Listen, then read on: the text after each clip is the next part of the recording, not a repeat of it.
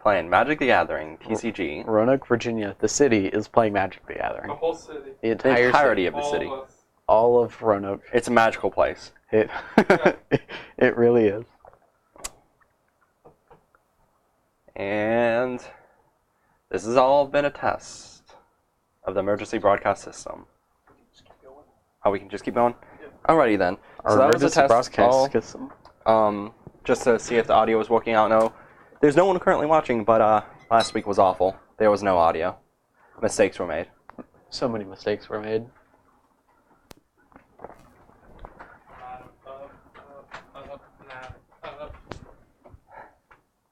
What are those? Ooh. Ooh. I'll take the edgy blood one.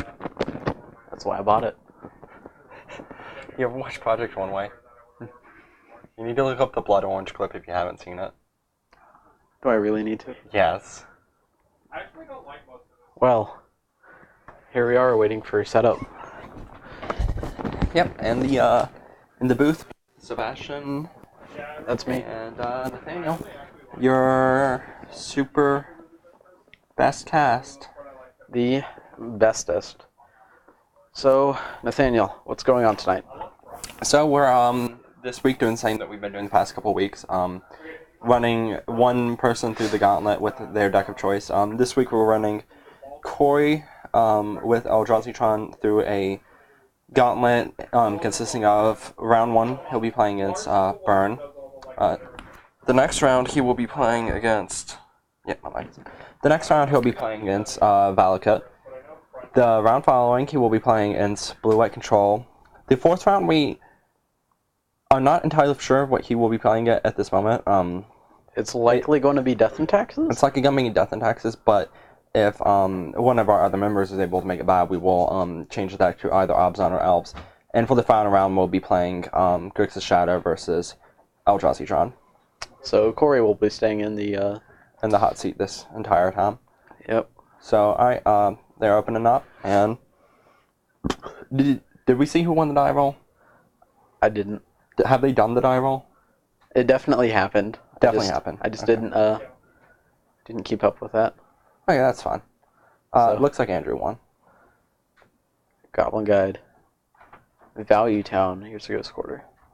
He had Ghost Quarter, but Corey does have the Basilisk Collar, so he's not going to have to discard, and Basilisk Collar is really good in this matchup. Seeing that Walking Bliss in his hand, doesn't look awful. Yeah. The big issue is solely whether or not he can survive that long, because Burn does tend to put the pressure on really quickly. Extremely quickly. All his dust off the top. But that being said... There's a Chalice in Corey's hand. I think we're going to see that come down. There is a Chalice. Also, one thing of note is Andrew is stuck on one land. So this Chalice on one might be lights out. Well, not so much lights out, but it may buy him enough time to get that collar equipped to something. Which will be lights out. There's Chalice on one. Yep. Andrew finds his second land. Yep. Boros Charm, Lightning Helix, Skullcrack, Bolt his hand. So his hand is actually pretty strong against the Chalice on one. He's got 7 damage, and... But is there a Reality Smasher in Corey's hand currently? It looks like there is one, but I can't quite tell. Because if there is one, then Corey's going to get to resolve it all in turn 3, and then equip it with a Basilisk Collar, which is going to be really strong. Yep, and Andrew using the Bolt just solely to get 1 additional damage in with the Monastery Swift Spear. Reeling Thought Knot. That is a Karn. So, question for you. If you're in Corey's spot, do you lead with the Thought Knot or do you lead with the Reality Smasher? I like leading with this Smasher because it allows you more efficient turn next turn. But I'd be interested to hear what your thought is. Corey Thought Knot. Yeah. I do like getting him playing the Smasher this turn, but Corey's reasoning, seeing his Chalice is just eating stuff for extra damage, taking a look at the hand to probably take the Helix or Boros Charm. Definitely one of the two. probably the Boros Charm at this point. Like, he doesn't care about the life gain all that much. Being able to hit a creature is a bit of a pain, but that's fine. At this point, a good percentage of Andrew's deck is dead, so he's fine with Andrew drawing additional cards. Right. And the one thing I did want to note is when I said a less efficient next turn, he is not going to be able to play the Smasher and equip it. Whereas if he went with the Smasher this turn, next turn he could play Thought Knot and equip.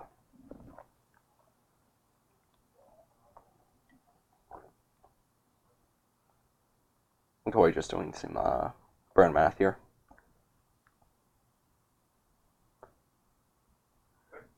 Taking Skullcrack? So, he's taking Skullcrack, I assume, to make it so Andrew can't negate the Basilisk Scholar. Basilisk Scholar life gain. Because if he does it after Corey attacks, he's essentially dealing 7 damage with that burn spell. Mm-hmm. So, I see his thought process here.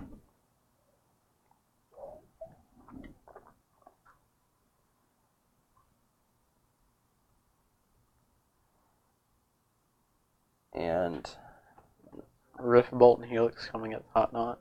Yeah. And then 4 going directly at Corey's life total. 5. 5, yeah. Land, crack. Another Prowl Striker. So 6 at Corey's face. Yep. So this kind of like I feel like if he had gone with the Reality Smasher, he would be in a lot better position here. Because he could Thought Knot take the Skullcrack if Andrew left it up, which I assume he would. Yeah. And there's no way to cleanly kill it from Corey's side. Because Andrew would have to point 2 burn spells at it, and at that point he would also have to discard 2 cards. And that's just so much negative value. Corey, I think that's a triple temple, so 7 mana. I think he might all his dust here. Though, knowing the Boros Charm's still in hand, so put him down to 1. Put him down to 1, but does Andrew have exactly 1 card in hand? Yeah, it's just the Boros Charm. I think you have to all his dust Well, here. then he's safe here. Because there's no one top deck that kills him. They're not a haste creature? Oh yeah, Chalice on 1. And so this does mean that Corey does get to set up the Reality Smasher equipped with the Basilisk Collar, which feels pretty strong here. Extremely strong here. Unless Andrew drew another Skullcrack, I think that the looks like an Arid Mesa. Yeah. I feel like you just need to slam it here. Just slam jam and hope it's good enough. Yeah, because like that's your only way to crawl out of the game is just getting the lifelink going. Yeah. And like 1 connection should do it. Put Corey at 10, Chalice on 1. But I can't. What is he? He's casting a Ballista on 2, and Is there not a Reality Smasher? Are we looking at the card wrong? I think that might be it. I have to assume so. Ghost Quarter Karn. Is that a waste? I think that might be a waste. Okay, so no, that's definitely a Reality Smasher. At the front of his hand. If it is, I really don't like not leading in with the attack there with the equipped Basilisk Collar. Because you gave Andrew There is a... I think he just picked up the Reality Smasher and we were looking at the Waste Strong. Okay. If that's the case, then. Because I don't think Corey would be the one to not get the collar going. Yeah. And Andrew just scooping up because... Yeah. So basically at that point... So Andrew had 2 lands in hand. So basically the reason he conceded there is because Corey's going to go up to 6 life. Andrew is then left in a position that he doesn't really have a way to prevent Corey from getting an additional 5 unless he draws a Skullcrack.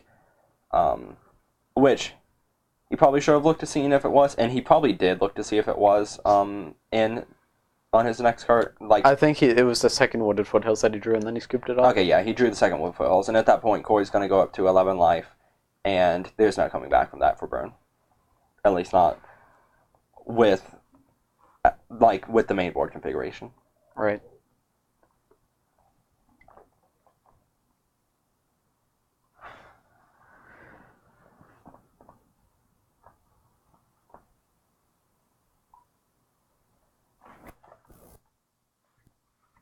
So, we don't have access to sideboard or anything, but I was able to see that Andrew is bringing in Deflecting Palms, and I saw Grimlet Elementers being flicked around, but I'm not sure if those actually got brought in. I don't feel like those are things that are high priority to bring in.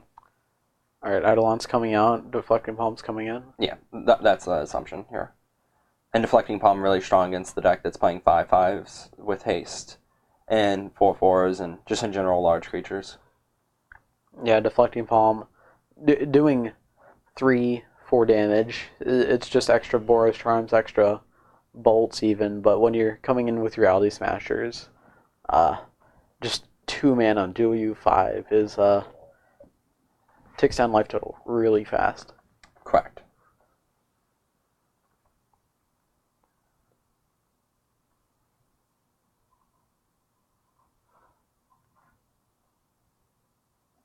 And it looks like, is that Koi's sideboarding in? Looks like in Warping Whales. So he's taking out the big part of his curve and bringing in Warping Wells to counter. It's not main sorcery's counter, but can kill his Swift Spear. Kills with Spear, makes chump blockers. Yeah.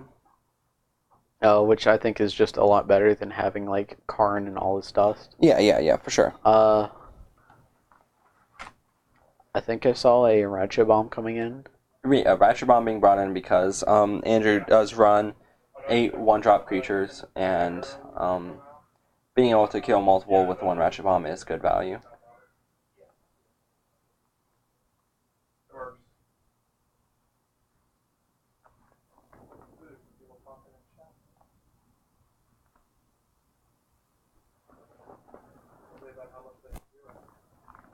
Hopefully so.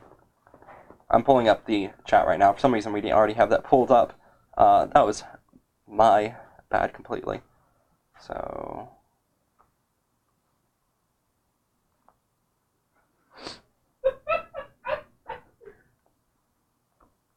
Andrew's laughing about something. Alright, so 1 land and 6 2-mana cards.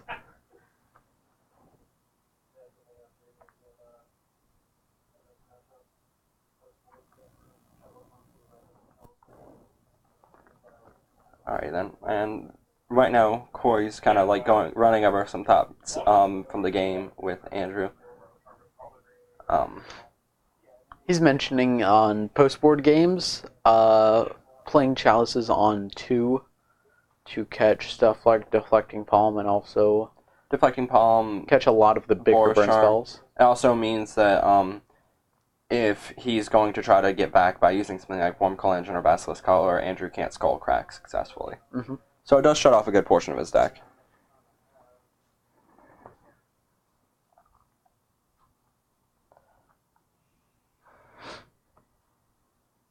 So we have Goblin Guide, Deflecting Palm, Searing Blaze, Lightning Helix, and couldn't tell the card in the back. Nope, but we'll see that as we go along. And Corey has a Ratchet Bomb on top and is staring down a turn 1 Goblin Guide, which over the course of the game is threatening Double to... Searing Blaze from Andrew? If so, that's mildly awkward. Picked up the Wooded Foothills, so he does have his 2 lands. Passing turn draws Reality Smasher.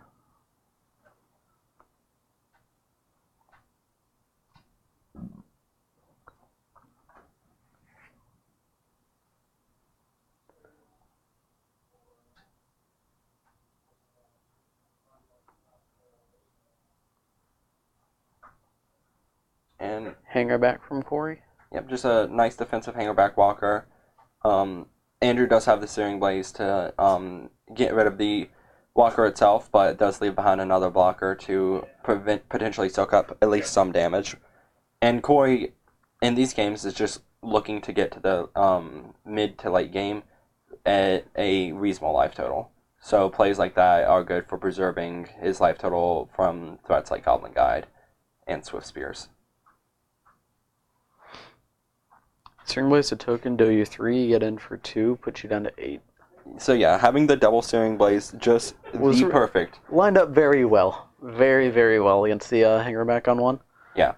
Corey with double Reality Smasher in hand. So, unfortunately, for Corey, I don't think that he can actually safely attack I his don't think so. Smasher. I think he's just going to have to play the defensive Yeah, Reality Smasher. Going to 6 leaves you dead to any 2 burn spells. Yeah, and you don't want to be, like, you don't want to be at 6 against burn. That feels really bad. Yeah.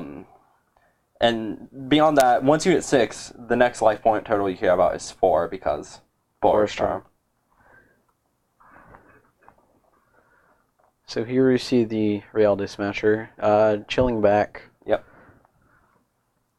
And that Deflecting Palm also does a lot of work against the Reality Smasher. Yeah, Deflecting Palm, Helix, and Skullcrack. Yeah. Wide variety of burn spells. Yeah. Pretty good for Andrew. Yeah, it's gonna put Corey in a really weird spot because right now with how the board state is set up and how low the Corey's life total is, Andrew's fine with just sitting back and just drawing more burn spells. And if he makes Corey make a move, that Deflecting Palm takes him down to 3, untap, kill you.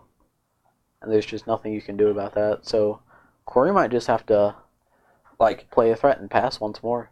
So one possible thing is that sitting from Corey's side, he also has to think about the fact of how defensive can he be? Can he play around Deflecting Palm at this point? Yeah, you need a way to win the game, and just letting him keep drawing is just making your chances of playing around Deflecting Palm worse. So I wouldn't be surprised to see if I believe there's another Reality Smasher in his hand. I wouldn't be surprised if he did attack with the second one. If he does, then he does lose on the spot. But I think you have to. You have to get stuff going. Yeah, at this point you can't just sit back and do nothing. And Andrew going straight for the Deflecting Palm, which... Wait, did he discard Skullcrack? Discarding Skullcrack to Reality Smasher. So he's got Helix in his hand. 1 second. I do not target. I got it. Yeah, source of damage. Okay, I went in there to let them know that Deflecting Palm, the way it's worded, it doesn't actually target the thing, which is how come you can, which is the reason why you can Deflecting Palm something like an Emrakul, the Aeon's Torn, or a, in this case, Reality Smasher, and yeah. you don't have to discard.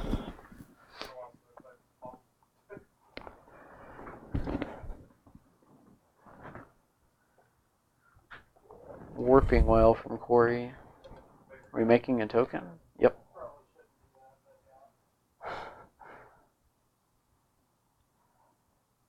and yeah, Skullcrack does it. So that was a pretty quick game from Andrew, showing off the Wormcoil. Burn. I'm not actually sure the percentages in this match, but Burn certainly, if they're on the play, can get really far ahead with against Eldrazi Tron, and unless there's a Chalice on 2, the Deflecting Palm is usually going to be a blowout. Right. And right now they're talking about the decision to attack there. Again, you can't just sit there forever. All my spells do direct damage to you. And either it's going to be something like the Deflecting Palm doing it or something else.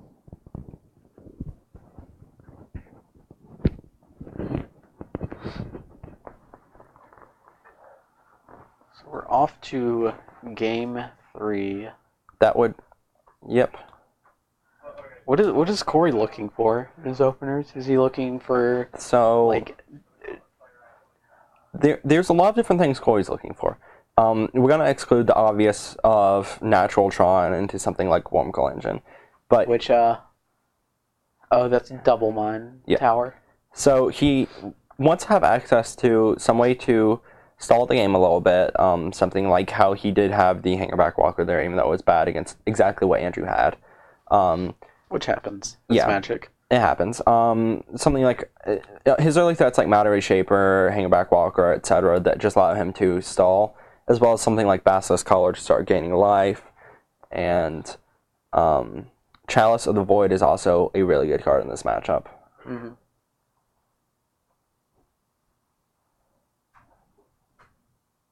And Corey leading off with the mine.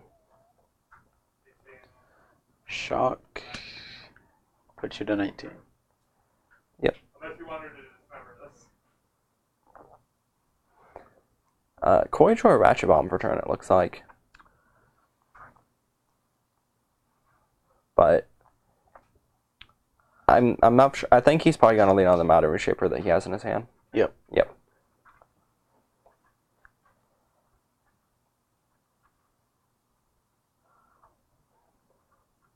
And now we'll see what I think it'll meet a Searing Blaze here. Yeah. And that hurts, but You get a card off of it. you get a card off of it, and there's a possibility that it's something like a land to ramp you up into a bigger spell, or Reality Smasher is not honestly the best thing to hit here. It's not.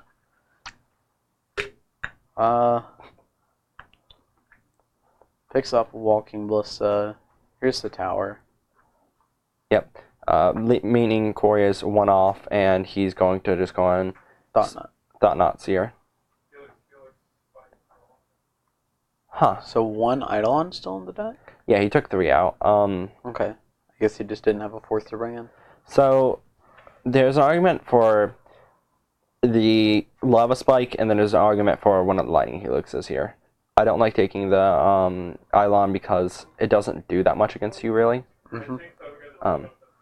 I think I would take one of the Lightning Helixes. Yeah, unless like I pop it. So one thing is like trying to see exactly like what they're going to try to set up, and Corey Taking took Lava the Spike? Lava Spike means that Andrew currently will not have an efficient turn next turn. Yeah, he won't be able to play 2 spells this turn. But I think there's a really strong argument for just taking the other Lightning Helix, preventing Andrew from having too many ways to interact with creatures and gain life.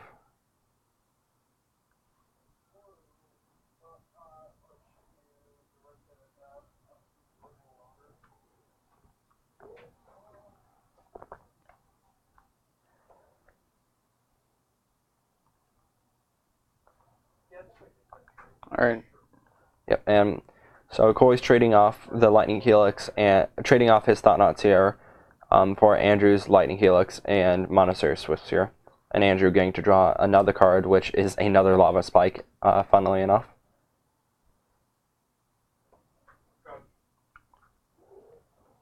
Corey's still at 11 isn't the scariest place to be.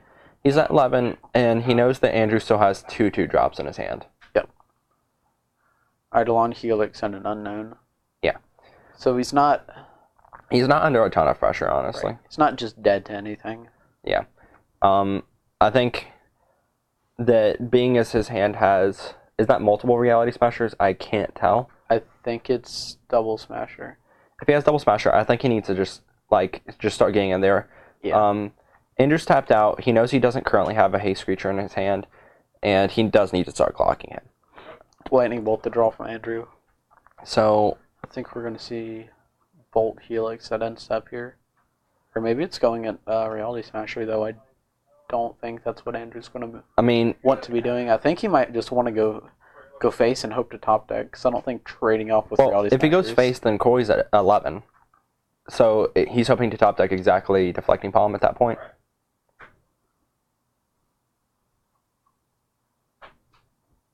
He has Bolt Helix Eidolon, and I can't see the 4th card. And being as exactly what you said would happen. Andrew went for the double burn spell, and he now is hoping to top deck a Deflecting Palm or another Lightning Helix. Well, there's the Lightning Helix. Yeah, that'll put him at exactly. Did he 10. not have another land? I don't think so. I had my Okay. hand was Lightning Strike, Skull Crack, Eidolon. Okay, his hand did not have another land.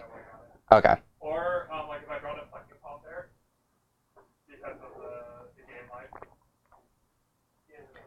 All right, so we haven't been we are one person short, so we're not going to be able to regularly update the match results on the screen, but we are switching over to Scapeshift versus Eldrazi Tron with the first round going 2-1 in favor of Burn over Eldrazi Tron. Two mana spells.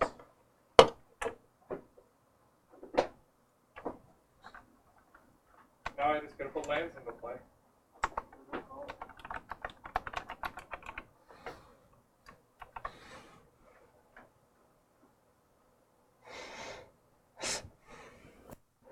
Alrighty then.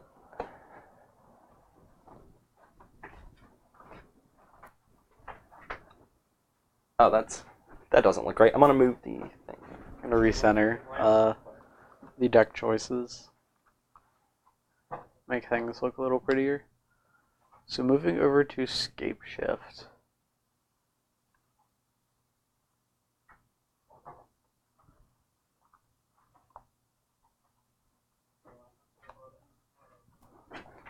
Alright, I'm back. I updated the deck list to show what will be being played this coming round, and they are now discussing what each of them thinks about the way that Corey sideboarded it to help him in future matches against Burn. As anyone who's watched before will know, this is a lot of this is to help out ourselves, and then once we start gaining some viewership, hopefully people can learn from our playtesting as well as our delightful commentary. Yes, the greatest commentary. Only the best. Alright, you're already starting off better than everyone else, Corey. You won your first match. You're 1-0. Oh. What? Oh, right. I am awful. So yeah, actually it went 2-1 in favor of Corey, not in favor of Burn. Oh yeah, My bad. Andrew Scoop. Andrew scooped. That's what happened. We are messed up.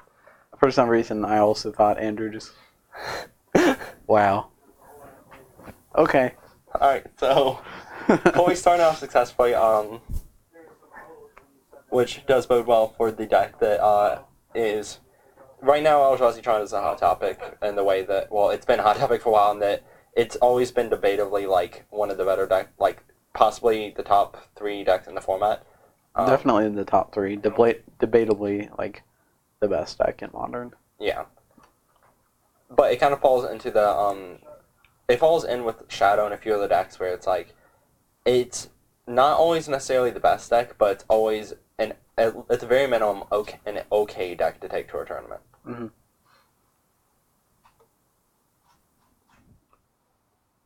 And if you Corey here, you're just trying to put the pressure on as quickly as possible because... You have to go fast against Scapeshift. So Andrew's land game is just a lot stronger, and a lot of times Scapeshift can threaten to win as early as turn 4, and that's honestly kind of hard for Eldrazi Tron to deal with unless they have interaction. A little bit of interaction is enough, being Thought-Knot Seer hitting something relevant.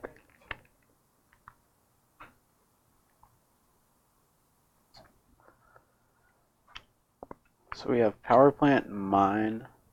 Yep. That's the tower in Corey's hand, so he does have Tron.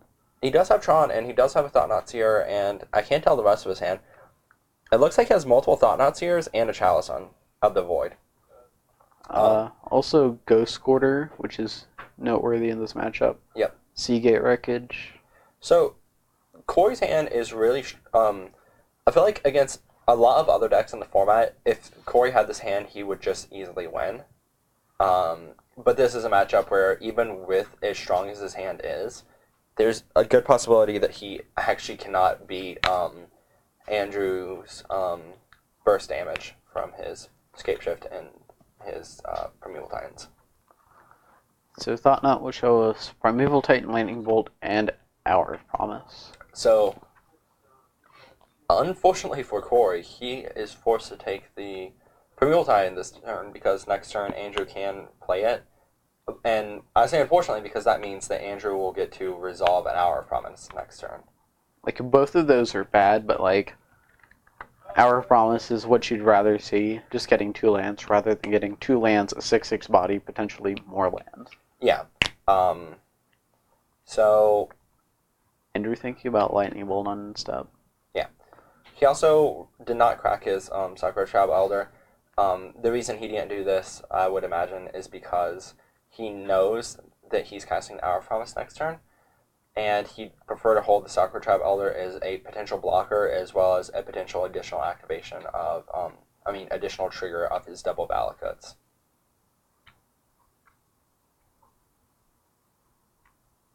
Which, if he gets if he gets 2 non-Valakut lands, which he did, he can now use the Sakura Trap Elder to instant speed deal 6 damage to bat up to 2 targets. He only has 4 mountains. He only has 4 mountains? Oh, yeah, okay. he doesn't have the 5th one. Okay. That does turn on the Valakuts by sacrificing that, so... Well, it doesn't turn it on. Well, it puts it so the next one will be on. Correct. Yes. It won't deal damage. Yeah. But it makes the next mountain damage. And Corey's sitting there with a total of 10 mana. Lands in hand, Thought Knot, Chalice, and I can't see the card that far left. He does, interestingly enough, have the option to cast a Chalice on 4 if he really wanted to, but being as he has so many other good things to do, I don't think he's going to lean that way. Right. It looks like Reality Smasher and Thought Knot in hand. Yeah, and he has the mana to cast them both here, which is about what Corey wants to be doing. Yeah.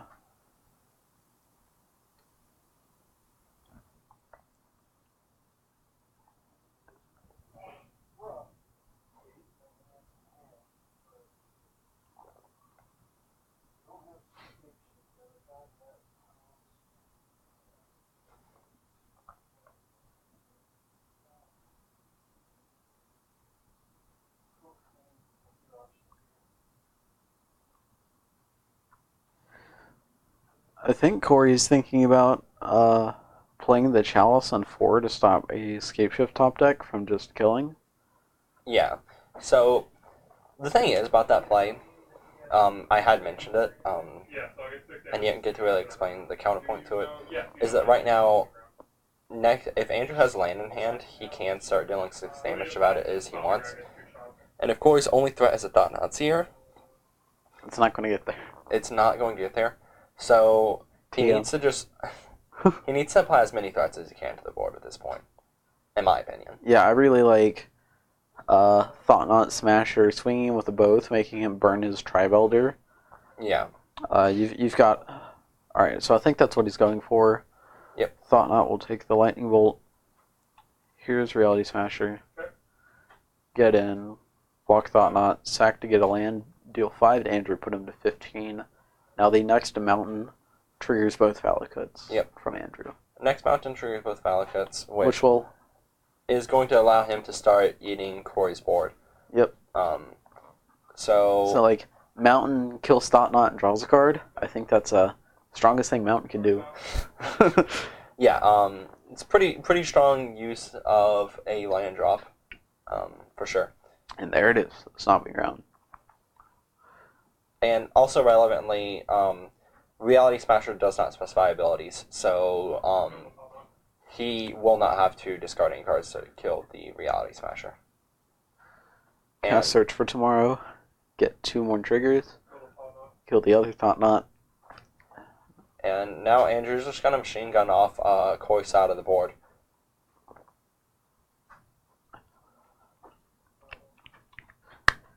Was that an Hour of Promise? That's a Summoners Pact. Disgusting. Things are not looking great for Corey. They're not. Are we going to see Valakut Mount? Double Mountain. So, Double Mountain to deal 6 damage to Corey and to kill off the last of Corey's board. I don't think that Corey can win at this point. Yep. I think the game's pretty over. Yeah, Looking at that Primeval Titan, like, if you can't answer it, you swing, and then you're dead. Yep, that's basically how it goes a lot of times in this matchup. They are very consistent and very fast at what they. The deck is very consistent and very fast at what it does, and it goes over the top of decks even like Eldrazi.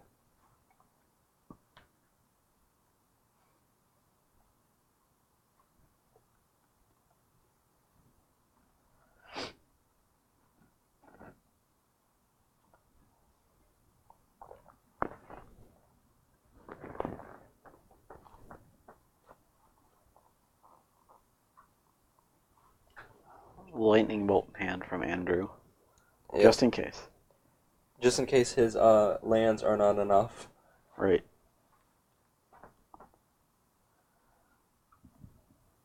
Corey has Chalice, Reality Smasher, and lands in hand? That appears to be the case. So, Corey does have one possible out here, though. Andrew doesn't swing. Andrew gets to pay for his Summoner's Pact. And that's his best out here. That would be unfortunate. Considering we're in a playtesting session, I don't think that that's an actual thing. Yeah. Well, with we see the die on top of Andrew's deck, so I don't think he's going to miss it. And I think he has 4 lands in play, but I can't quite count. You can't count. What do we have?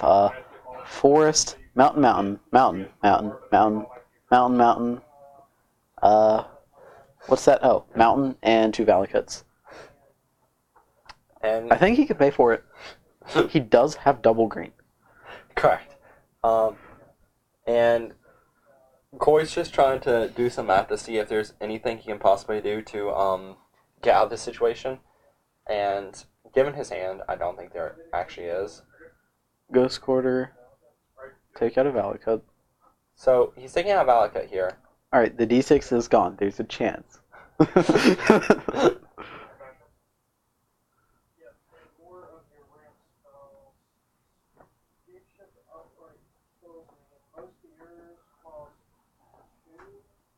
is it? Your ramp spell? Farseek and Soccer Trapholder and Prismatic Omen. Omen would just kill you for sure, so I think this is probably fine. And Corey about to play a Chalice on 2. This counters the remaining Sacred Tribe Elders, Farseeks, and Prismatic Omens, which are all actually really huge threats to his life total at the current moment. Bolt you off of the mountain from Ghost Quarter. Yep. Alright, he got it. Yep. And now I'm gonna get Valakut Mountain and kill your guy. So Andrew getting Valakut Mountain to kill the Reality Smasher before blockers. So you'll take 6, and then I drew Escape Shift, and I have at least 1 mountain. And Andrew drew the Escape Shift, so that is a pretty clean victory for Andrew there with Escape Shift. Yep. Going to 1-0 versus Eldrazi Tron.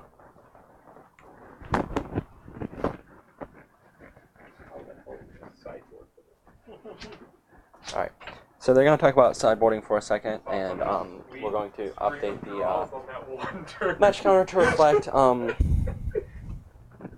the actual amount of games that have been won by both parties.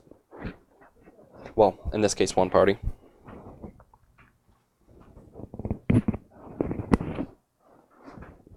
think this is like literally a one-card sideboard matchup, because I feel like for the most part this is probably one of the decks. I mean, this is the matchup why this deck is good. Alright. Into sideboards. Yep, so Andrew was saying that there's only, in his sideboard, he only sees one card that he really wants to bring in. And the reason for that being that this is one of those matchups that, just to be frank, Escape Shift is just really favored against, because Corey doesn't really have that many meaningful ways to interact with what Andrew is doing. He doesn't have counter spells. He does have counter spells. Oh yeah, he does have counter spells. Post board. Post board, yes. So he does have counter spells for the Scape Shift and for ramp spells. Corey packing 4 of them Yes, Corey. to really crack down on Scape Shift. Yeah, so Corey is playing 4 of the Warping Well. Warping Well, which does counter a sorcery and colorless.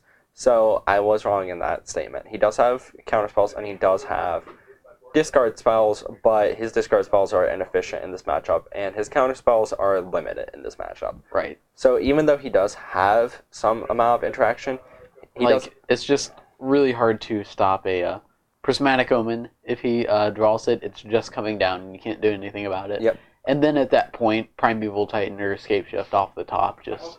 Well, honestly, just having a Prismatic Omen in play makes it so hard for Corey to lose, Corey to win, even if Andrew doesn't hit one of his big spells. Right. Because it becomes a certain point, if he has one or more Valakuts in play, all of his lands are becoming Lightning Bolts. And Yep, every single land drop is a Lightning Bolt.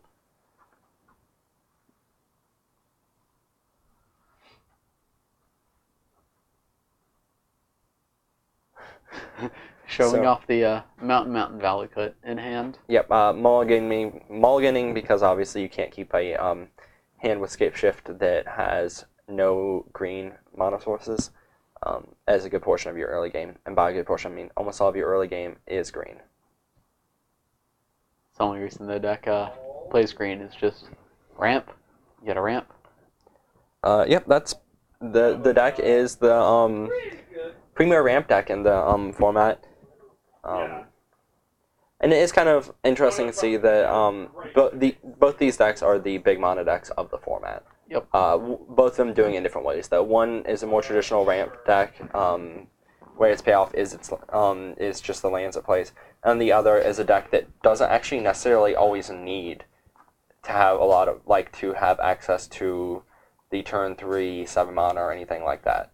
They can do things with lower amounts of mana, which means that they can mitigate how hard they stumble a lot of times by their 3 and 4 drops. So we'll start off with a decent turn 1 from both sides. Search for Tomorrow and Expedition Map are, I think, the only one drops. I mean, there's Basilisk Collar on Corey's end. Yeah. But both players are very happy to see their 1 drops. Yep. And Sakura Tribeholder. Yep. So Andrew potentially has access to 5 mana next turn if he has Search for Tomorrow. Yeah. So Or not Search for Tomorrow. Hour's Promise. Yeah. So that is going to, if he does have it, it's going to be really powerful. But even though Corey has the Warping Well in his hand, if he has anything else to do, I don't think he can play around. I don't think he can hold up the mana forever just trying to counter what Andrew's doing. Right.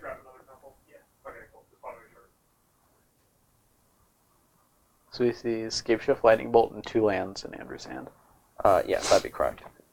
And right now, it looks like Corey's thinking of what he's going to do for his turn.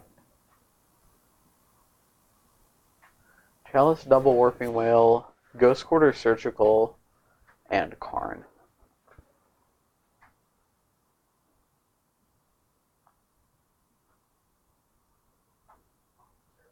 Chalice on 0? So, I assume he's playing the Chalice on 0 to solo. Well, I don't assume.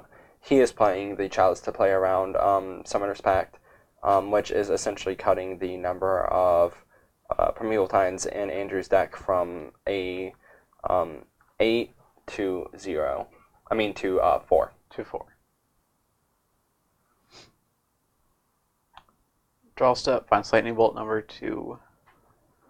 So Andrew is just slowly making land drops up to Scape Shift, but if Corey's holding up a Warping Whale for that Scape Shift, Andrew just doesn't have a lot going on in his hand. Yeah, so the only thing that is awkward from Corey's side is just the fact that even though he does have answers for what Andrew is potentially trying to do, he's just lacking a threat. He's not really doing anything.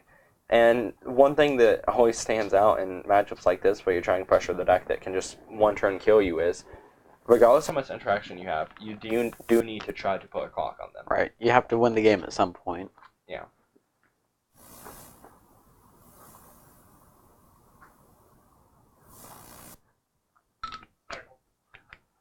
Cycle Shelter Thicket, looking for some action. Finds a Farseek.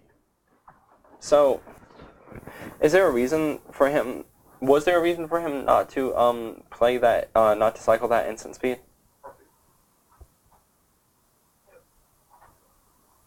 Was he? I think he was holding up the double lightning bolt. Yeah. Is what it looks like, but I'm not entirely sure if it was necessary to hold up double lightning bolt on that turn. Unless he was worried about specifically Thought Knot Seer.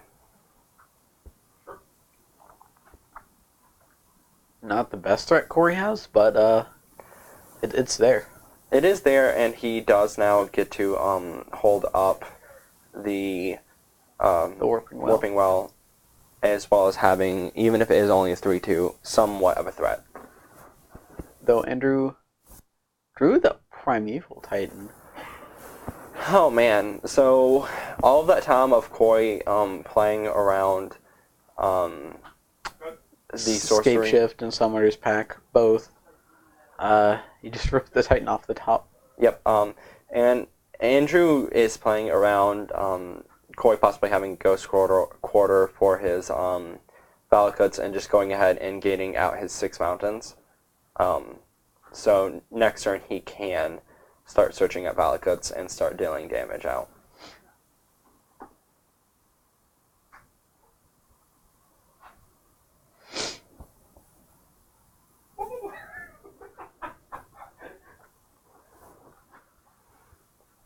So I'm not for sure what how exactly Corey gets out of this situation. He does have a Ghost Quarter as well as the Surgical Extraction, so if Andrew puts himself in a position where he only has 1 Valakut in play, Corey can theoretically get rid of all of his escape shifts that are left in his deck. All of the Valakuts. Yeah, Valakuts. I'm getting names mixed up. But he will get double Valakut here. Yeah. Before you can block. Andrew fetching. Just in case, like, dismember shenanigans. 1 and 1. Alright, kill the Matter Reshaper. Bolt you with Valakut. Yep. So now Andrew has double Valakut, and problem time with Corey having nothing really in play at the moment, aside from a Chalice on 0, which doesn't actually do that much now since Andrew just found the natural Primeval Titan. Alright, I think we're going to see a Warping Wheel from here. Most likely so. Like, they've just been sitting in his hand up to this point, so he might as well get some use out of them. And here comes the second Warping Wheel. Yep. 1, 2, 3, 4, 5 mana from Corey. Yep. Not enough to Karn and take the Primeval Titan. No, it is not. That does not feel great. It does not feel great, and going to be honest with you here, the options Corey have available do not feel great.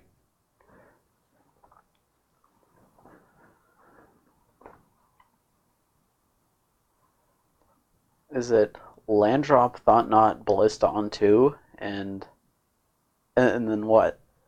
Like, I'm not sure, because at this point he also, so he has the Ghost Quarter and he needs to Ghost Quarter that Valakut. At that point he's taking 3, he's going down to 8. Andrew attacks next turn. Corey's forced to Surgical Extraction the Valakut.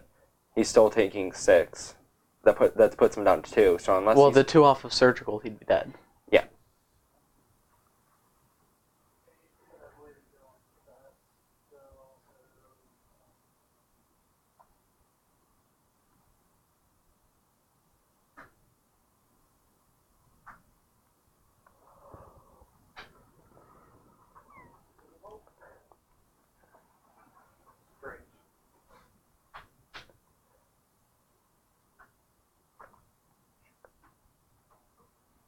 So Corey was able to get rid of all of the Valakuts. This will do 3 to you when it comes into play.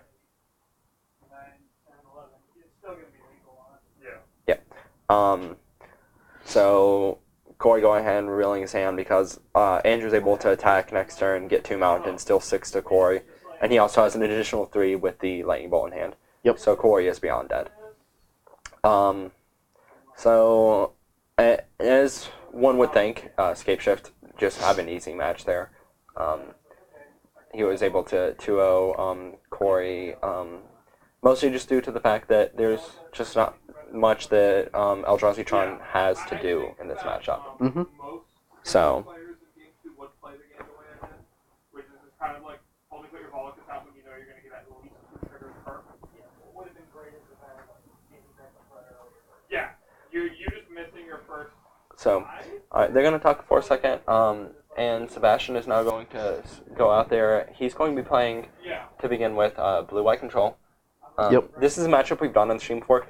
We did have this last week, but we had even less viewers last week because we had... Last week was a mess. Last week was a mess for multiple reasons. We had no audio. That's not because we weren't recording audio. That was because we got to experience the fantastic thing that is Windows Update. Windows updates are the greatest thing ever, if you haven't heard. Greatest invention. What's your greatest invention?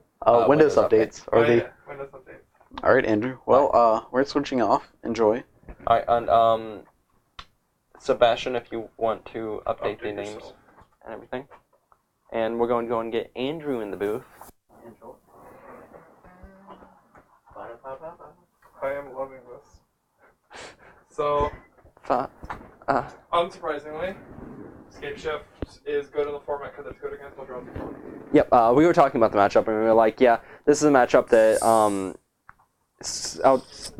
Eldrazi Tron just really doesn't have that much game against because they don't really have any real meaningful way to interact with you. Well, he has the Warping Whales, and he has the Warping Whales was sideboard. just navigating completely around the Ghost Quarters Search School. Yeah, well, also, top decking the exactly the Primeval Titan was pretty strong because at that point, two of your other big payoff threats were shut off with the Summoner's Yes. Pact. Oh no, I will be completely honest. I got pretty lucky in that match. In game 1, where there was that sequence where it was like, kill your Thought Knot, draw another way to kill your other Thought Knot, draw Primeval Titan, kill your thing. Yeah, like, even without getting lucky, you're still favored in that matchup very heavily, but, Yeah. Well, but game 1, Corey was in the situation where he has the chance to win the game. His board is double Thought Knot through a Reality Smash. Yeah, and then you just chain off drawing cards and Wrath is board, and are left with a threat in play. Yeah. So it's pretty strong. And then Burn, it really just it felt kind of 50-50, to be honest. Yeah, myself and Sebastian honestly didn't know really who was favored in the matchup. But calling it an even matchup sounds about right because you both have things to go against the other fairly well. I feel like a lot of it does hinge on just the sheer amount of 2-drops Burn draws. And boy, that deck has a lot of 2-drops. Yeah, so the version you were playing was the there is a version floating around that's like going really heavy on the 1-drops. I like the Nacto build better. Which one's that one? Just you're actually playing Naya. You get to play Wild the Cattle. Maybe. Oh, okay. You get to play Yeah. Carcass Command because you actually have enough creatures. Yeah. I like the that version of the deck as well. But you're talking about the Mardu version, the one with Bump of the Night in it. No. There's a one that is still red-white, but it was running I forget the name of the one that you have to sacrifice a land. To deal 3 damage. Yeah. So it's Shard running. Volley. It's running Shard Volley and a few other things that are just aggressively trying to just burn them down as quickly as possible. Which I mean, you're kind of risky if Eldrazi Tron's the best deck in the format because of the factor that playing more 1-drops makes you worse against channels. Yeah. I know talking to Corey, he was saying actually that in game 2 and 3, Eldrazi Tron wants to put it on 2 more often. Yeah, because Deflecting Bomb is a huge deal. Yeah, Deflecting Bomb was the entire reason deck won game 2. Yeah, that game 2 was really not great for Corey. From like we were just watching and going, yeah, like I don't see how Corey wins this. Like I was also making the comment to Corey that is he going to be your first of the people going through a gauntlet that's actually going to finish with a positive record. He's the first one to win their first match. Yep. I feel like he probably is because this is a favorite matchup, and also his final match of the night will be against Grixis Shadow, which is at least somewhat favorable. So what's going on here? We have Corey. Looks like he has double Cavern Ghost Quartertron piece, Expedition Map, Wormcoil, Reality Smasher. While Sebastian's sitting on Hollow Fountain, Irrigated Farmland, Ghost double Quarter. Spreading Seeds, or no, that's a Seer Visions. Serum Visions, Supreme Verdict, and Sphinx's Revelation are the other cards. All right. And it feels like Sebastian's hand is pretty decent, and from what you were saying, Corey's hand is... Corey's hand looks really good if he can Yes. rip one of the other pieces of the Tron. Mhm. He won't have to worry about cryptic commands as far as the threats go, because he can go ahead and... Is the Wormcoil Engine a construct, or is he just a worm? He's a worm. Okay, I wasn't sure if He's- he also had construct. He's a really awkward creature type. Yeah. But at the same time, Walking Ballista and such as Corey did just draw is a card that does matter a little bit more Yeah. in the matchup. So the necessity to play something like Cavernon, like Wormcoil Engine is good, but it's not here for blue-white control. Yeah, that is correct. So just kind of how the match is going to open up with Sebastian kind of spinning his wheels, being able to get a pretty clean turn to Spreading Seas here, or not actually. I'm not actually for sure that he has one. I'm starting to think that it may have been a different card that Did I look wrong? I think you looked wrong. Because there's... No, that is a Spreading That Seas. looks like a Spreading Seas. That's definitely a Does he not Spreading have Seas. another land? No, he did. I guess he he has- just wants to get irrigated in play, which I understand. Yeah, it's understandable. Corey did pick another Tron land up, but as he's known playing against Sebastian, he's all mines. Yeah, Corey and Master are just drawing only mines. It really is an impressive skill he has. All mines. I was quiet there, but now I'm not quiet anymore. Was your mic off the entire time? Yeah. So I've been talking to myself. We are the best audio here at Get Their Games. We're still getting used to it. Still getting there. But oh my god. I hope you're on. That'd be hilarious if I wasn't. I'm super on. Good. Oh no. Oh man. Oh, that's really jeez. funny. Oh jeez. At least there's only like 5 people to hear me rave on talking to That's myself. alright. I mean, I think I'm loud enough to where you might pick me up. We only need one mic.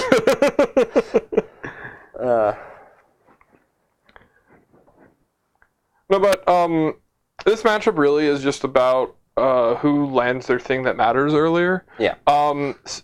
Getting into the trials is really powerful against the decks that are just, here's my one threat, go. Yeah. And that's a lot of what Eldrazi Tron does. But otherwise, cards like Karn will play a huge role in the matchup if he does end up picking one up here. Yeah, but and one other big factor is within the past few months, blue-white control has been leading on a heavier land destruction / land disruption package with the Spreading Seas, Ghost Quarter, and Tectonic Edge, which makes this matchup, which used to be a lot worse than it is currently, a lot more winnable. Yeah, if his cards line up in the right way and Corey draws cards like Dismember, it starts to look really good for Sebastian in the matchup.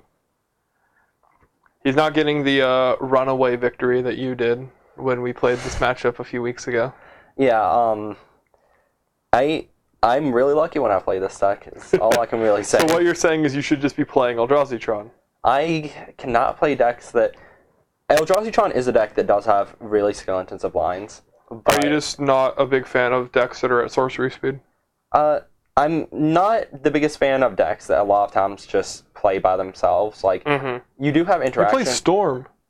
That's your legacy deck. I own Storm. I don't really play it anymore. No, but I completely understand. Being able to have as many different lines so that you can actually shape games instead of letting the cards shape the games does have a lot more value. I mean, it makes sense as to why you've been playing Shadow pretty much since Shadow started being a deck. Yeah, I was so excited. I'd been in Modern kind of lost going between whatever deck was the best for this at that time since Twin got banned, but after Shadow started becoming more popular, I feel like I've really found a deck that I can feel at home with in Modern. So Sebastian just showing that ability to kind of control what Corey's doing here. Yep. Getting to Ghost Quarter, the land that he tutored with the Expedition map. Yep. Not bothering going for the mine because he knows Corey probably has another mine. Correct.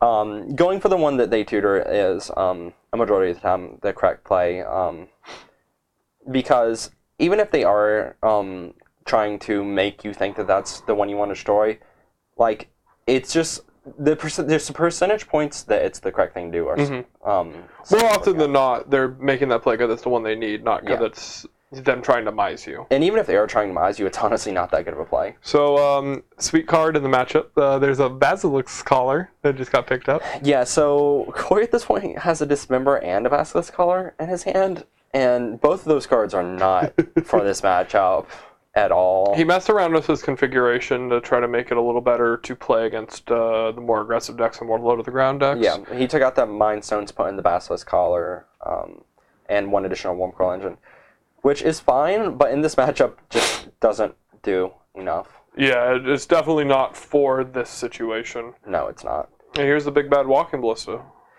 Yeah, that's a 1/1 Ballista right there. And also right now though, Sebastian is still low on lands, so he doesn't have full, like, he needs to get to a point where he can start casting his big planeswalkers to start closing out this game. Yeah, if he doesn't do something like that soon, it's going to start looking a little bit awkward from his side. Yeah, because even though Corey's been stuck on having soul lands this entire game, once he gets to his starts hitting 5 and his 5th and 6th land drop and beyond, he's just going to start hard casting things. Yeah, his cards are still good at later points in the game. Yeah, which is one of the things that's impressive about Eldrazi Tron is even if they aren't going off per se, their curve is still not that bad in some matchups. In the situations where you're just playing your cards as the turns that they're supposed to be played on, yeah, your deck still looks kind of impressive. Yeah. Like, Reality Smasher as a 5-mana card is still a powerful card. Oh yeah, like a 5-mana 5/5 Trample Haste that also has Hexproof on Magic Online. Yeah, Hexproof on Magic Online. And it's still also a really good ability in paper. And Sebastian is just going to go ahead and put down a Jace, Architect of Thought. A little bit less of a card for this matchup. Lines up good against Thought Not Seer. Because this is Architect.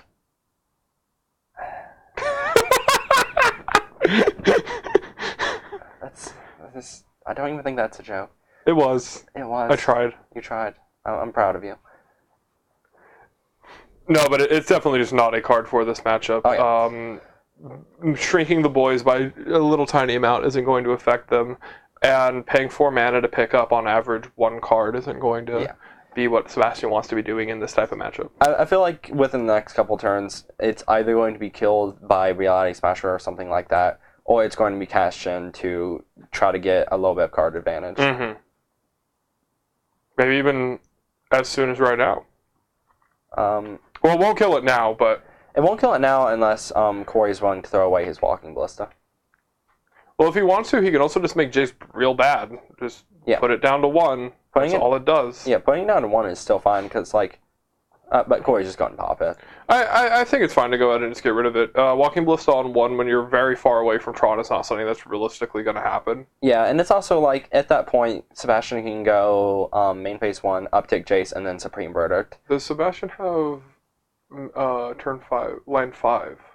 If he does, he can just Gideon Jura away this Reality Smasher. If he can play the Gideon Jura this turn, I feel that his position is fairly strong. But if he misses his 4th land drop, it's going to start looking pretty bad for him.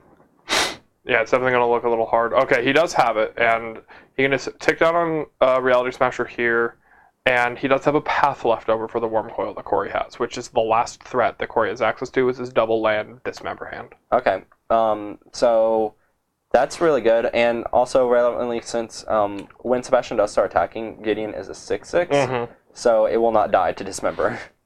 Meaning that Corey's hand is just super dead. Do you know what cards are great in combination with each other? What's that? Worm Coil Engine and Basilisk Collar. Double up both of those irrelevant to be doubled mechanics. It's real not great. Yeah, I mean, Sebastian just has nothing but answers for this. He has a Supreme Verdict, he has a Path to Exile, I believe he has a Detention Sphere, picked up another Ghost Quarter to manipulate lands some more. I feel like Sebastian can either go with the Path to Exile or Detention Sphere this turn. I like Detention Sphere because sorcery speed option over the instant speed option. Yeah, I like Detention Sphere, and then there's also a good argument for just going ahead and hitting one of Corey's lands. Yeah, just get rid of that power plant. You've already got rid of one of them. Yeah, like at this point, just continuing to. Ooh, he now Path double tech edge. Yes, please. Okay, that's pretty good. It's a lot better. I like this line. Yeah, this line's pretty strong. And Destroy your lands, give you a new one. Yep. Probably not Koi's idea of a good time, but I imagine Sebastian is feeling pretty good about his position in this game right now. Yes, definitely. This is the type of line that gives Blue Light Control the ability to outpower Eldrazi Tron, which is not something they're generally very good at. But probably because I specifically looked at Corey and told him he might be the first person with a positive record, he might lose his good matchups here. That does feel like the type of thing that would happen here. We got to maintain that record of having Quivers in the Gauntlet just do terribly. Just lose every everything. game. Well, he did draw Reality Smasher here, which is a big game because it lets him go ahead and challenge a Gideon, assuming that Sebastian doesn't have a second path. And even if he does have a second path, it's at least going to be a 2-for-1. It's going to be a 2-for-1, but I think at this point he needs there not to be that second path. He's going to have a hard time winning if Sebastian is able to get rid of that Reality Smasher. Do you name Eldrazi on this, or do you name Construct?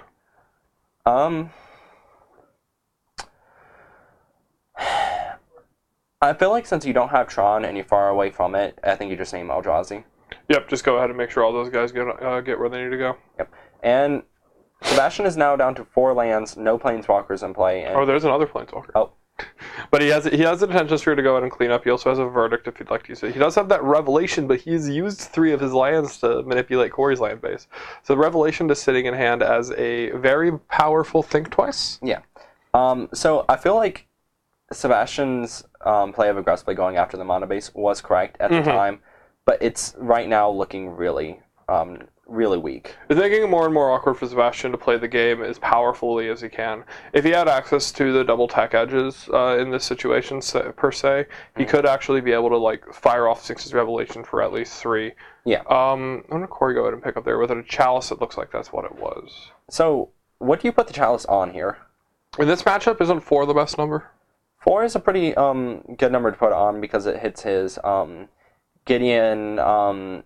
I forget the name of it, but the Battle for Zendikar Gideon, the cryptic command. Doesn't hit the Supreme Verdict because it hits Jace Architect of Thought, Jace which is in the graveyard. Is already in the graveyard.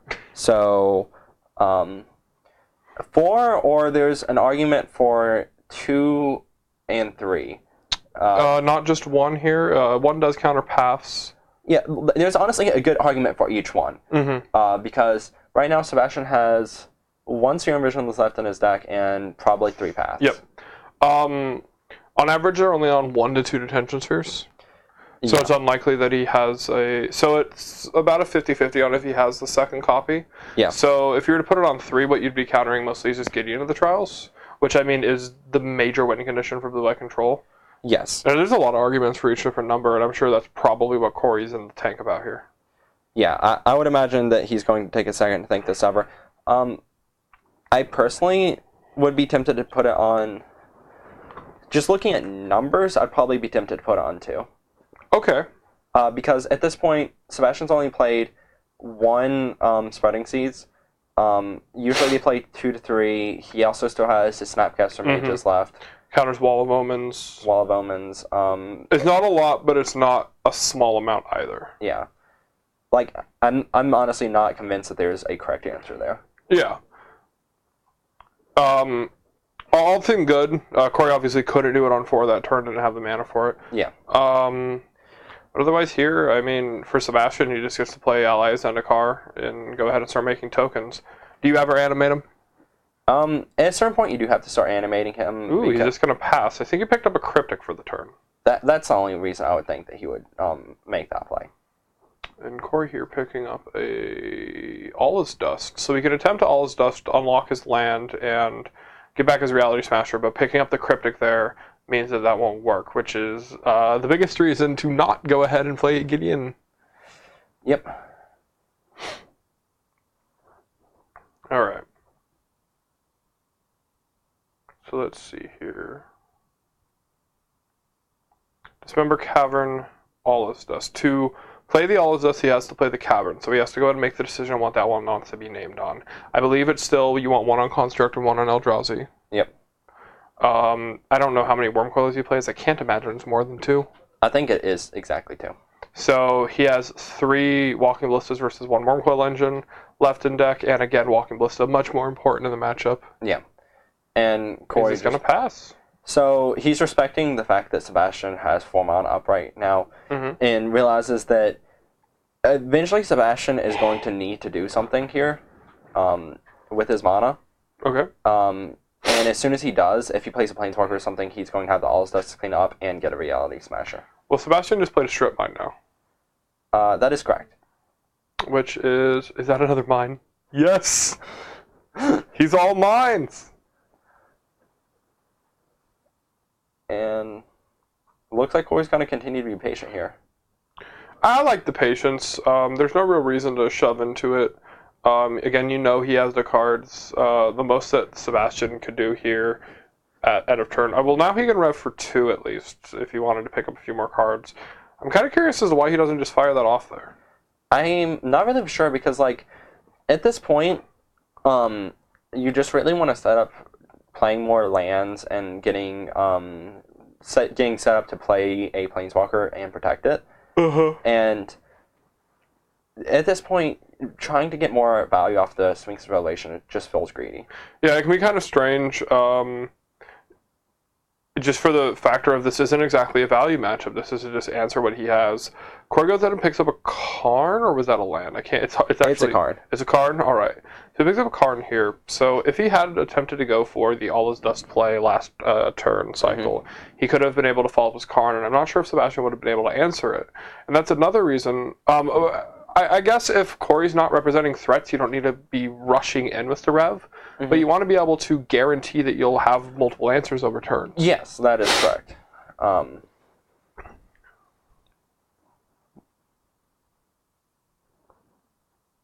So here,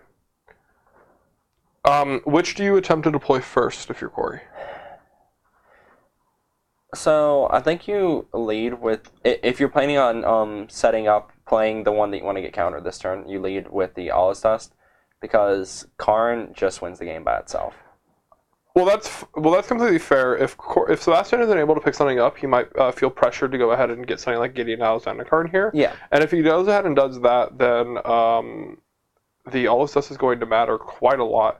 But Sebastian did pick up another copy of Cryptic Command, so if he wants to go ahead and play the patient game still, he is still very able to do that. Yeah, and I feel like at this point he probably does just play the waiting game, because he is getting close to being able to cast the Gideon while holding up the Cryptic Command. So at this point, there's no reason to get greedy. There's no real reason for you to rush into things if you don't need to. Yeah. But he is at the very minimum considering that as an option. So, is this game 1 going to take longer than both of my matches? Almost assuredly. That's why we put you first. Your games always go quick and are at least somewhat entertaining. I appreciate it. I take pride in how quick I play. I know you do.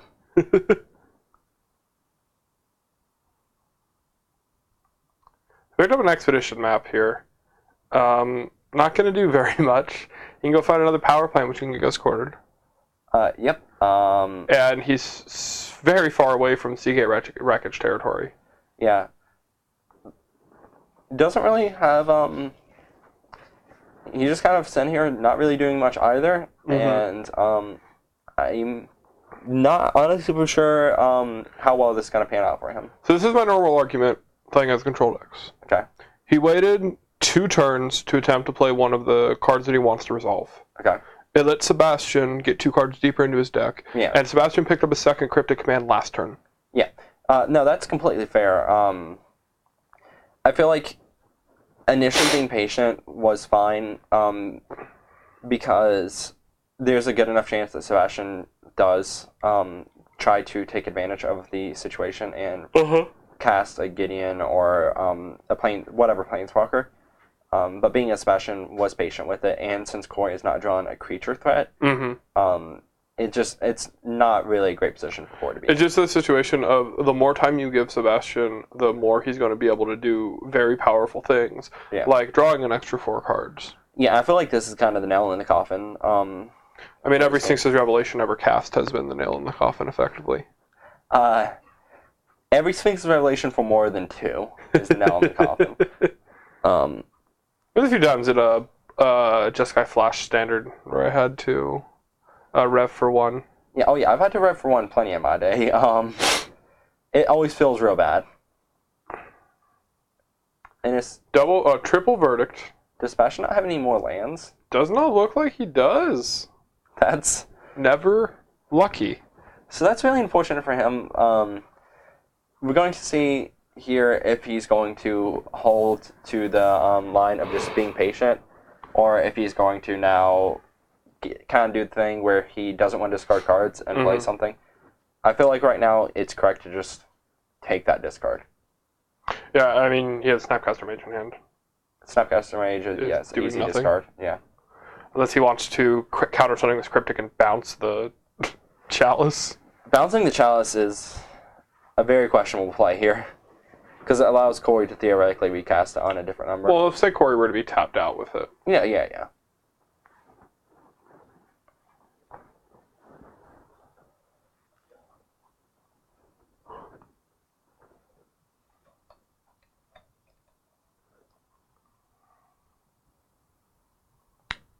Does he? Yeah, just moving to discard, pitching a Spreading Seas.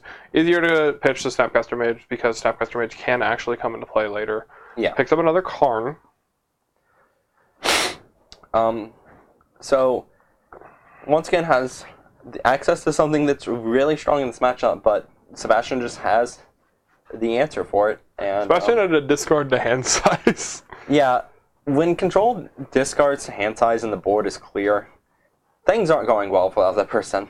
It is not a situation that anyone really wants to find themselves on the other side of. Yeah.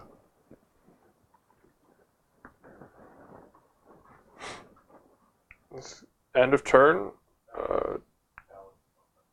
Going to pick up the Chalice and draw a card. Alright, so Corey just electing not to do anything. Yeah, I mean, at this point he realizes that Sebastian is at 7 cards and chose to do nothing. That really heavily telegraphs that Sebastian has a counterspell. But again, if Corey's plan is to just never make a play for the rest of this game, I mean, Sebastian's not going to use those counterspells. Yeah, it's not ideal one way or the other. He could be trying to build up to casting 2 threats in a turn. Okay, so if, say, he were to hit his tower. Yeah, because if he's able to cast 2 threats in a turn, there's a good enough chance that one of those resolves. I'm going to go ahead and end a turn of Snapcaster Mage. Just go ahead and get the clock in there. It's a clock. It's not the fastest clock, but Ambush Viper can get in there. I think it's interesting that he's actually making this play, but I guess if he's worried about hand size and potentially having to discard more, it's fine to just go ahead and get this boy in there. Yeah, I mean, he needs... I feel like he's just kind of feeling pressure to make a movement here. Mm-hmm. The longer he waits, the more threatening Corey can become if he were to draw something like a tower. Because if he draws tower, that unlocks 8, 9, 10, 11, 12, 13, 14, 15, 16, so he can definitely play both a All's Dust and a Karn in the same turn. Yeah, so I do like his play. And Corey just going ahead and using to Dismember where he can. Yeah, like, only other thing that Dismember kills is 3 and 4 drop Gideon and Colonnade. But at this point, he's not really thinking about the Gideon thing. Yeah. Well, so here probably comes Ally of Zendikar and hopefully a Cryptic to back it up. Yeah, if he does have another Cryptic, then that line feels a little loose. Oh, definitely. If he doesn't have another Cryptic, I don't know why he would make the bounce play. Yeah, like, to me it feels like he has to have the Cryptic here. Gideon now is in the car. Make a guy with him. Now, Corey still has a Karn and an All in Dust in. Mm-hmm. So if he does draw a the piece of Tron he needs, he could theoretically punish Sebastian here. That was a Tron land, but it's another power plant. Man, Corey is So not doing good. well with the. That's power plant number 4. Oh man. So 3 mines, 4 plants. So I think you just try to slam the probably try to slam the All is Dust here. I think it's Karn. I think it's Karn. Karn is the card. So Karn here can die if you take down, I guess. So maybe not Karn, actually. Karn can die if you take down and he has a Snapcaster Mage. Well, it can just die to the Celestial Colonnade, or does he not? He does not have He a doesn't have a Colonnade. Celestial Colonnade. We're in a weird place. Yep, no, it's it is pretty strange.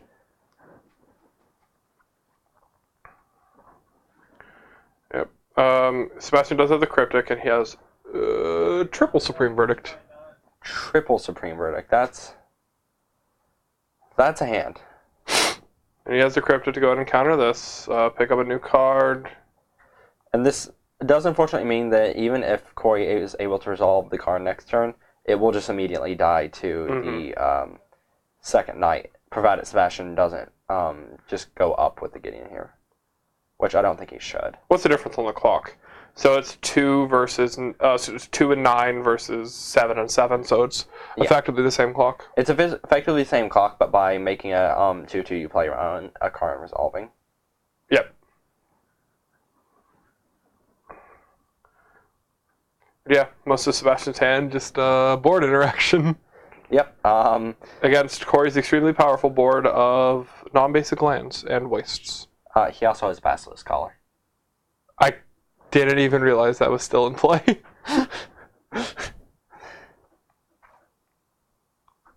So, Corey can Karn minus on the detention sphere. Yeah. Get his Reality Smasher back and kill a knight ally with it. That's about as like his lines are so bad. Well, he doesn't even necessarily kill a knight ally. If he attacks, then Corey just blocks with Wall of Omens. And if he just leaves it back, then that's just bad. Yeah, we're just at a situation where Corey's draw is second All is Dust right now. Matter Shaper, same card. They're basically the same card. Basically the same. They do similar things. I hope Sebastian tries to counter this, because he's real good at countering Cavern cards. Yep, this won't be the first time he's tried to counter something that is uncounterable. He did it against me, and I just looked at him for a good few minutes. Would you like to repeat yourself? Yeah, that was pretty good. I remember that, because it was like, oh man, he tried to do it. Basilisk Collar got equipped. Knock one up for the victories chart. So, it could actually matter if Sebastian has no clean way of removing this, because if he blocks the Gideon, he goes up to 11, takes 4, goes into 7, it doesn't actually matter. No, I know it kind of matters, but Sebastian has a grip still. Yeah, Sebastian has... He has no way to answer this Matter Shaper as he shoves his massive graveyard over to the side. I think he has to get in the trials, which he elected not to cast last turn. Right. And then he has at least 2 verdicts. I'm not 100% on if he does have the third one or not. Chalice on 1 here to try to play against the Path. I believe Sebastian will respond by playing said Path. And now Corey is at dead. Yep, Corey's hand being the card, and he is facing down lethal attacks next turn. He got his victory in. Put the Chalice back in play. So, Corey just sticking in it till Sebastian activates Gideon. Even if he has Dismember, Corey's still dead. Yeah, that's 100% correct here. Only thing that would save him is a Warping Well. And Those are sideboard. yeah, those are sideboard. I was stating things that he could theoretically have. Uh-huh. That's not how you resolve Gideon Alethkar. He made him a creature and he didn't add any counters to him. Yep. Get a warning in there. Get a warning for him. Get a warning for the deflecting palm play, and handing warnings all around. Yeah. We're all good at Magic. Just the best. All right. So, sideboarding for Corey. About what does it look like normally? Is it he took out some of the cards that are good in this type of matchup for cards like Noxious Revival, but he brought a Mind's Eye into his sideboard. Did he actually put Noxious Revival in the deck? Okay, I'm not sure if he actually put them in his sideboard, but he was thinking about it. He was honestly thinking about taking the Ugins out of his sideboard and putting a Mind's Eye and a Noxious Revival in. No, don't do that. So, Mind's Eye is a card that makes his good matchup better. Though, to be fair, from the past couple of weeks, I don't think Eldrazi Tron's actually won a match within our playtesting group against Blue White Control. You beat Sebastian with it. Oh, yeah, but we don't count that.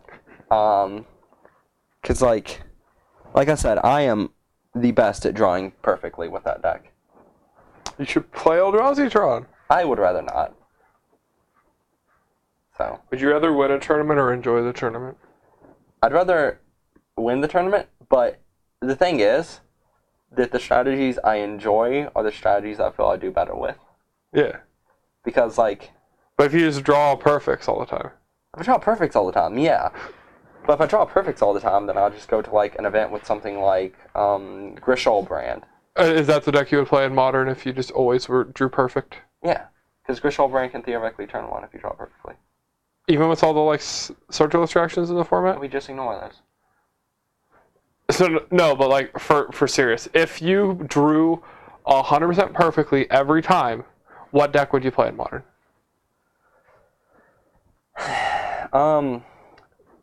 That criteria, the one that jumps to the top of the list is Affinity for me. Okay. Yeah, that deck when it's firing on all cylinders. Deck when it's firing on all cylinders is amazing. I would still probably really like to play Grixis Shadow with perfect draws because you just perfectly answer everything. Yeah. And then there is some merit to the jankier decks like Dredgevine. Oh yeah, that deck when it's perfect. Not Dredgevine, Shadowvine. Yeah, that deck when it's really doing its thing. When it's really doing its thing, it's absurd. But when it's not, it loses to Omniscience Obsidian. Yeah, when it's not, it loses to itself. It's real not great. You can play 60 basic lands and you just be like, whoops, I'm dead. Can't do that. I was at 1 both those games I beat him at. Oh. Yep. Did you already forget? No, man. You're never going to forget. Never forget. Alright, so Sebastian went up to grab something from outside of the recording area. He'll be back in a second while Corey works out his sideboarding thing. I honestly don't even know if Mind's Eye is actually a good card to bring in this matchup. It's not. It's 100% not a good card. But he wanted to sideboard it.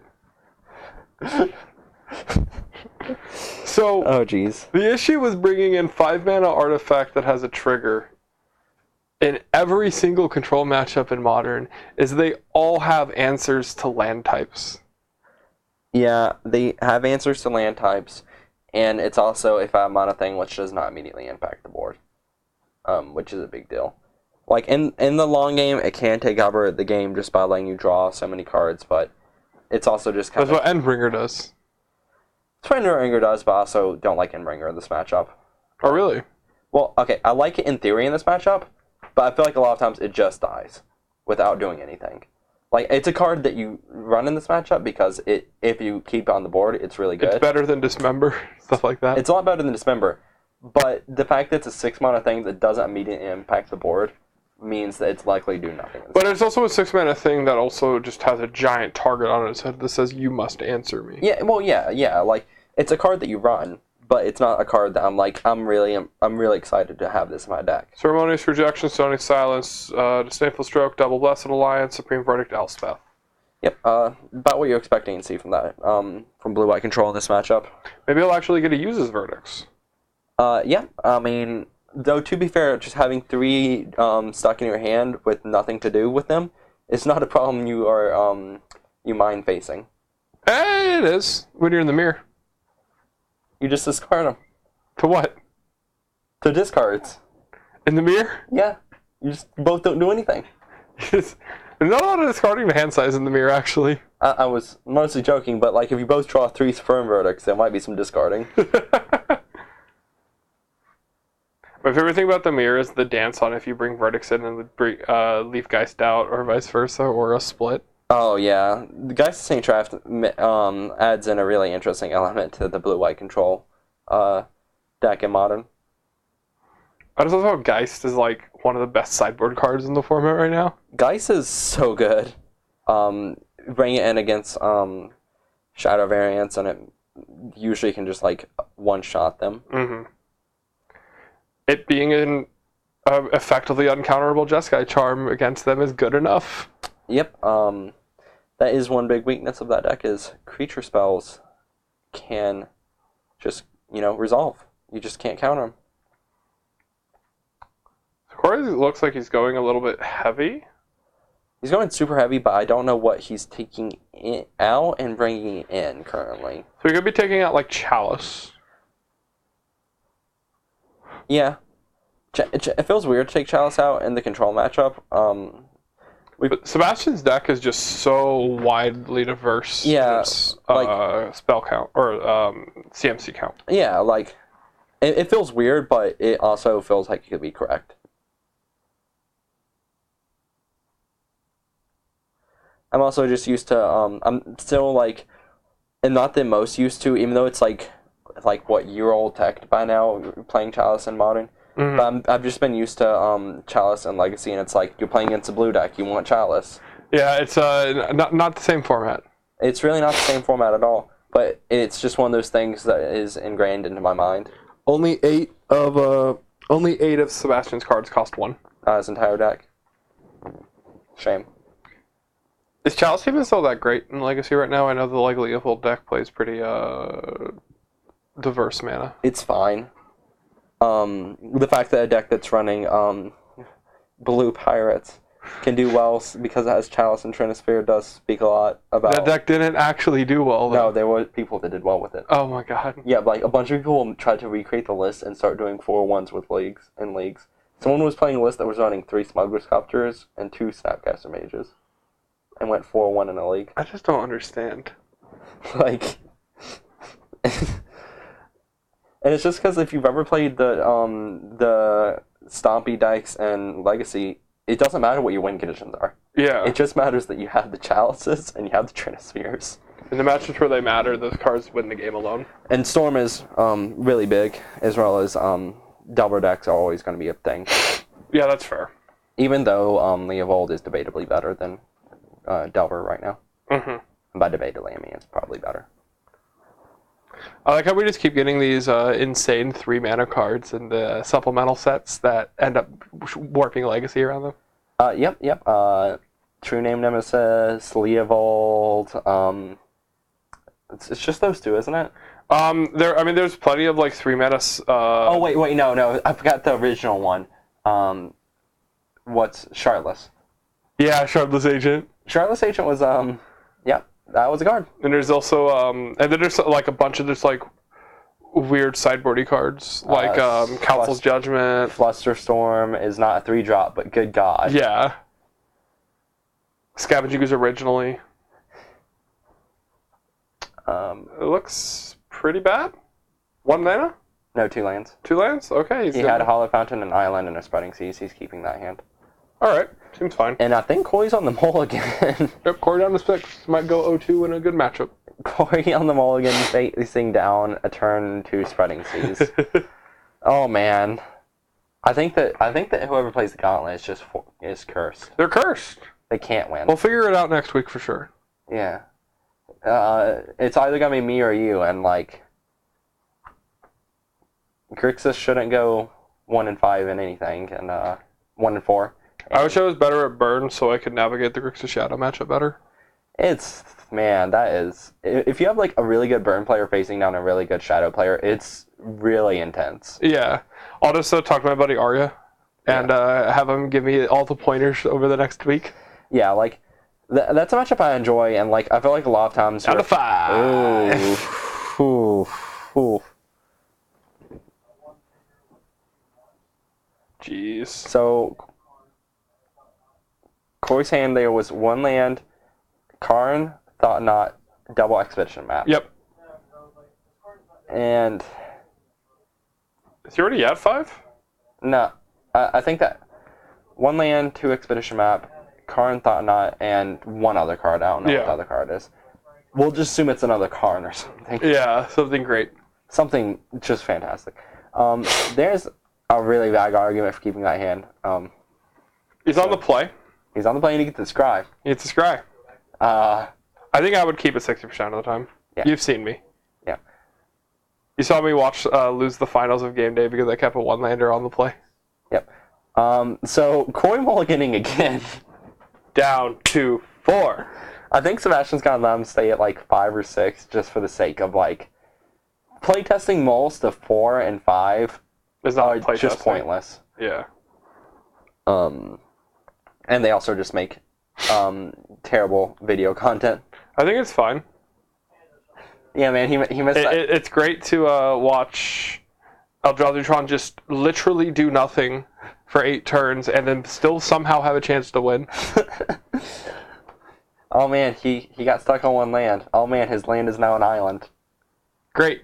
8 turns later, oh man, Sebastian's almost dead.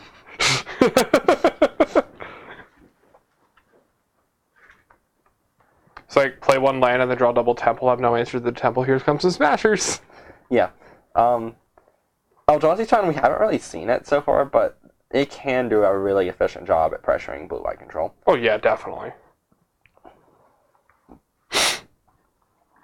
I also just think that a lot of what we saw in previous matches was Sebastian not having as much experience with it. And as we've had more and more of these, Sebastian's just been getting better and better with the deck. Yeah, we've had a lot of one-on-one sessions where we start talking about like different things that a lot of people have hang-ups on with blue-white control. Mm-hmm. Knowing when to switch gears with the deck is one big thing that he did not fully grasp a few weeks ago. And knowing that is a really big deal. Is it a double mine Eldrazi Temple card? I can't tell because of the flicking, but I'll take your word for it. And also, Sebastian drew a Ruined Halo, it looks like. It's going to do some sweet magic in this matchup. Yep, it's going to do something. What's the pickup there? I can't really... Is it hanger back? It's walking Melissa. Ooh, boy. This game's not looking good for Corey. It's exactly what he wants to be doing. Turn 2 Walking Ballista off of 1 Tron land. Yeah, man. Oh, Get boy. it out of here. And so now Corey just Did he pick up another C's? Is that this double C's? Jeez. This would be a game Corey would have a hard time with. On a 7. On a 7 that's decent. Because, like... So if Corey were to just pick up 3 more cards here, you don't think he would actually have as a very strong game either? So, he would still probably have a good game, but it would not be, it would not be a runaway game for him, and there's not very much that he can do that's good against just 3 turn your land into an island. So he just has another one here. Corey's on Mono Blue Tron now. Mono Blue Tron, not what you're looking for here. Where's his platinums? Just no. You don't even need the good cards to win with that deck. You don't. There's always one guy at every large tournament you go to that's like, here's my Mono Blue Tron deck, guys. I'm super excited to be playing Mono Blue Tron. Yeah, it's one of my that's one of my best friends. That's Daniel. Yeah. He's super high about the deck all the time. Yeah. And he's been playing and working on it for like 3 or 4 years now. Yeah, no, that's fine. Like, I sounded pretty mean-hearted in my... Oh, no, you're fine. I know what you meant. That's kind of just like a Modern Legacy thing, though. There's always, like... Everyone just always feels super passionate about their deck. I don't know if you ever talked to someone who plays Jund, but oh boy. Yeah, man. People get really good at Jund, and it's a good deck to be really good at most of the time. Yeah. I more so mean that, like, they are adamant on playing Jund. And I respect that. You find your deck, you get good at your deck, you play that deck. That's kind of one of the... Jund has been a good deck in Modern since Modern. Yeah. That is one of the things about Eternal formats, is that you can get rewarded by doing something which isn't as encouraged in Standard, which is playing the same deck for long periods of time. I mean, this Standard format, or at least last Standard format, kind of encouraged that with Teamer Energy being good for pretty much the whole format, and it being extremely skill-intensive. Yeah, and it looks like Teamer Energy is once again going to be, not necessarily Teamer Energy, but a blue-green energy deck is going to be prominent until Kaladesh Blackwood. It's just the fact that the energy cards are so powerful. Energy cards are real powerful, and I enjoy the fact that the deck gives you so many options. So how do you think Sebastian's going to climb out of this hole and win this one? Sebastian going to climb out of this hole. I don't know. I don't know how he wins this one. He's stuck there with his Gideon on 5. Corey has a Walking Bliss on 1. Yeah, man. That's pretty threatening here. He got his Serum Visions exiled. He can't flash that back with Snapcaster Mage. Did not go for the 3rd Spreading Seas here. So, does he have a counterspell in hand? Probably. Almost assuredly. Yeah, he has a counterspell in hand. His Cryptic Double Supreme Verdicts. The reason for holding up the... No, I know. Jesus. This game's not looking great. May I please play the game? No. This feels like a pretty easy counter from Sebastian's side. You may not play the game. Darn. I was really hoping I could jump in on this. Surgical Cryptic Command. That's fair. You can just almost feel Corey's spirit. So, Verdict, Blessed Alliance, Ruined Halo, Path to Exile, Spreading Seas, Glacial Fortress. But, boys, we got the Cryptics. Oh, man. It's not great. So... Next turn, Corey can cast one of those Cryptic commands. Yeah, so if Corey sideboarded any Cryptic commands, he can cast them this turn. But Sebastian just feels like there's not really a way that he loses. No, not at all. Like, Especially because here you can just, like, put Ruined Halo on Walking Ballista. And then just start attacking with the Gideon. I feel like he does need to start attacking with the Gideon, but like, it's just kind of closed out because like at this point you have sufficiently neutered him, but you are out of counterspells. He will still be able to play most of these cards, assuming that he has at least one of those lands unlocked, and he will have at least one unlocked for the rest of the game because Sebastian does not play a full set of. Yeah, unless Sebastian runs off a attack edge and starts doing that, but. So this turn, he either should Path or Ruined Halo for the Ballista and then start getting in there. Well, Path doesn't work as well, just from the sheer factor of you then don't get to...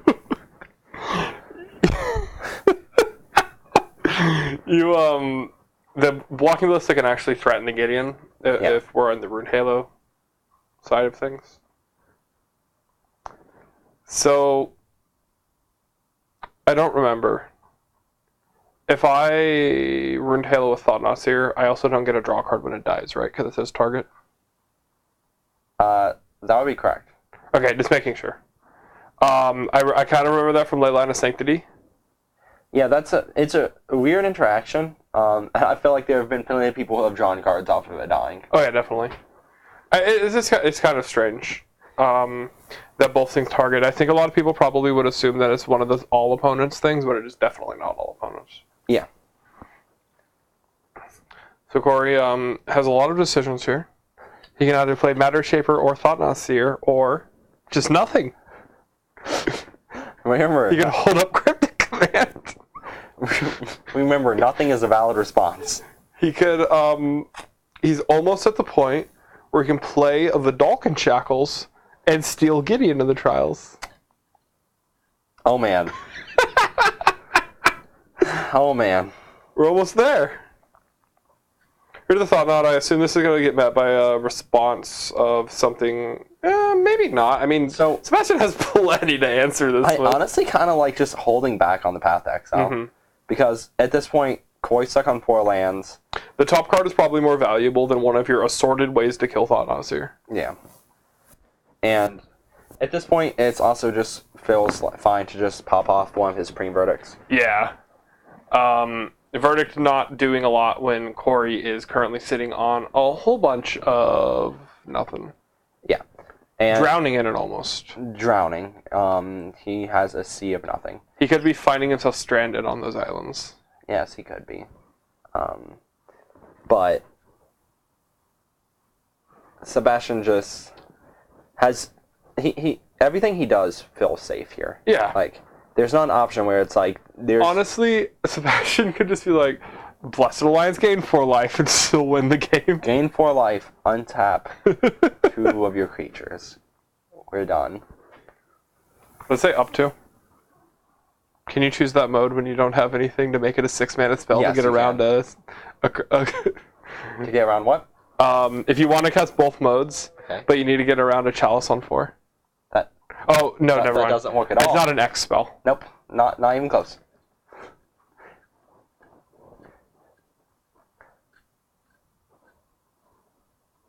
Four mana Gideon. In case Sebastian didn't have enough value already. I think he's running low. Low in value. Yeah. So, from judging from the way he's tapping his mana, yep. Verdict. It's the safest way to go. Yep. Verdict, swing in for 4. Swing 4, then swing in for 4 again. And he's putting Corey on a 3-turn clock, I believe. Mm-hmm. Draw from Thought Knot. What did we pick up there? Looked blue. But I mean, most of the deck is blue. Yep. Crunch. Play a Colonnade, it looks like. That's a Flutterstrand. Oh, I think the land behind it's a Colonnade, but Okay. really just depends on what he wants to do. He might have picked up a Seer Visions for the turn, so he's probably thinking about if he wants to play and fetch now. Yeah. Are they going to just put Colonnade into play this turn? Yeah. Like, I don't think there's any one particular thing you're trying to draw into with Serum Visions. Mm-hmm. And if you just want to hold up Blessed Alliance, then like you don't need to pop off the draw spell. You already have everything you need. I think it's kind of weird that Corey went face with the Ballista and didn't redirect to Gideon, because now the Reality Smasher, if he were to tap out for not have Blessed Alliance, no longer kills. But I mean, I don't know if Corey has one, and then if he would also have to draw land. There's a lot of situational. But I mean, putting Gideon down to 5 is relevant for his deck in comparison to leaving it at 6. Yeah, I think that he 100% should have gone for dealing damage for the Gideon there, but I also don't think it matters. It definitely not. And his play does not reshape my opinion on that. Would you like to answer cards? Is he just going to go ahead and emblem here? Okay. Okay, that feels completely unnecessary. I'm not Emblem gonna lie. stands. Sebastian will not lose the game if there's a Gideon in play. Like, I cannot think of a really good reason to do that. Can I repeat what I said there? Sebastian will not lose the game. All right, that's all we needed to say. Okay. Make a knight. You can Detention Sphere away the Matter Shaper if he so chooses.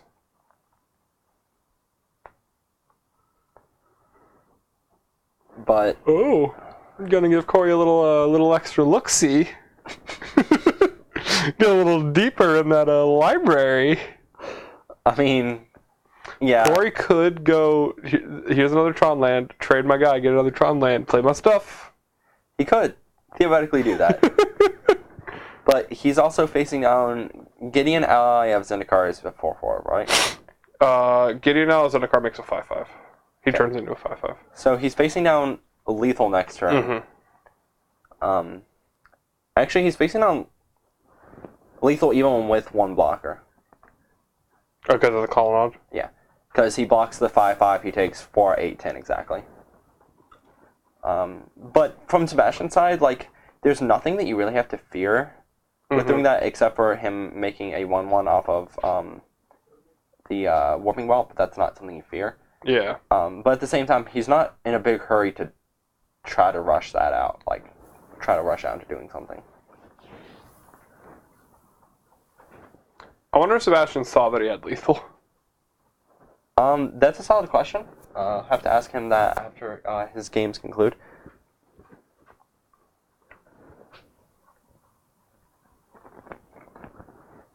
Just up. All he did was attack with a Night Owl there, which is it's kind of weird to me. But I guess Sebastian wants to play more Magic. Yeah, I think that. So I think this is one of the situations where he thinks that he still needs to try to keep control of the board. But there becomes a point where you need to stop controlling the board and start trying to end the game. And this is that state because even though there's not really very many ways Corey could get back in the game, there's no reason not to just finish him off before he can possibly get back in the game. Yeah, you don't want to play with your food too much to where they get aggressive and end up biting your eye. Yeah, like that just feels bad. Like you don't want that in your life.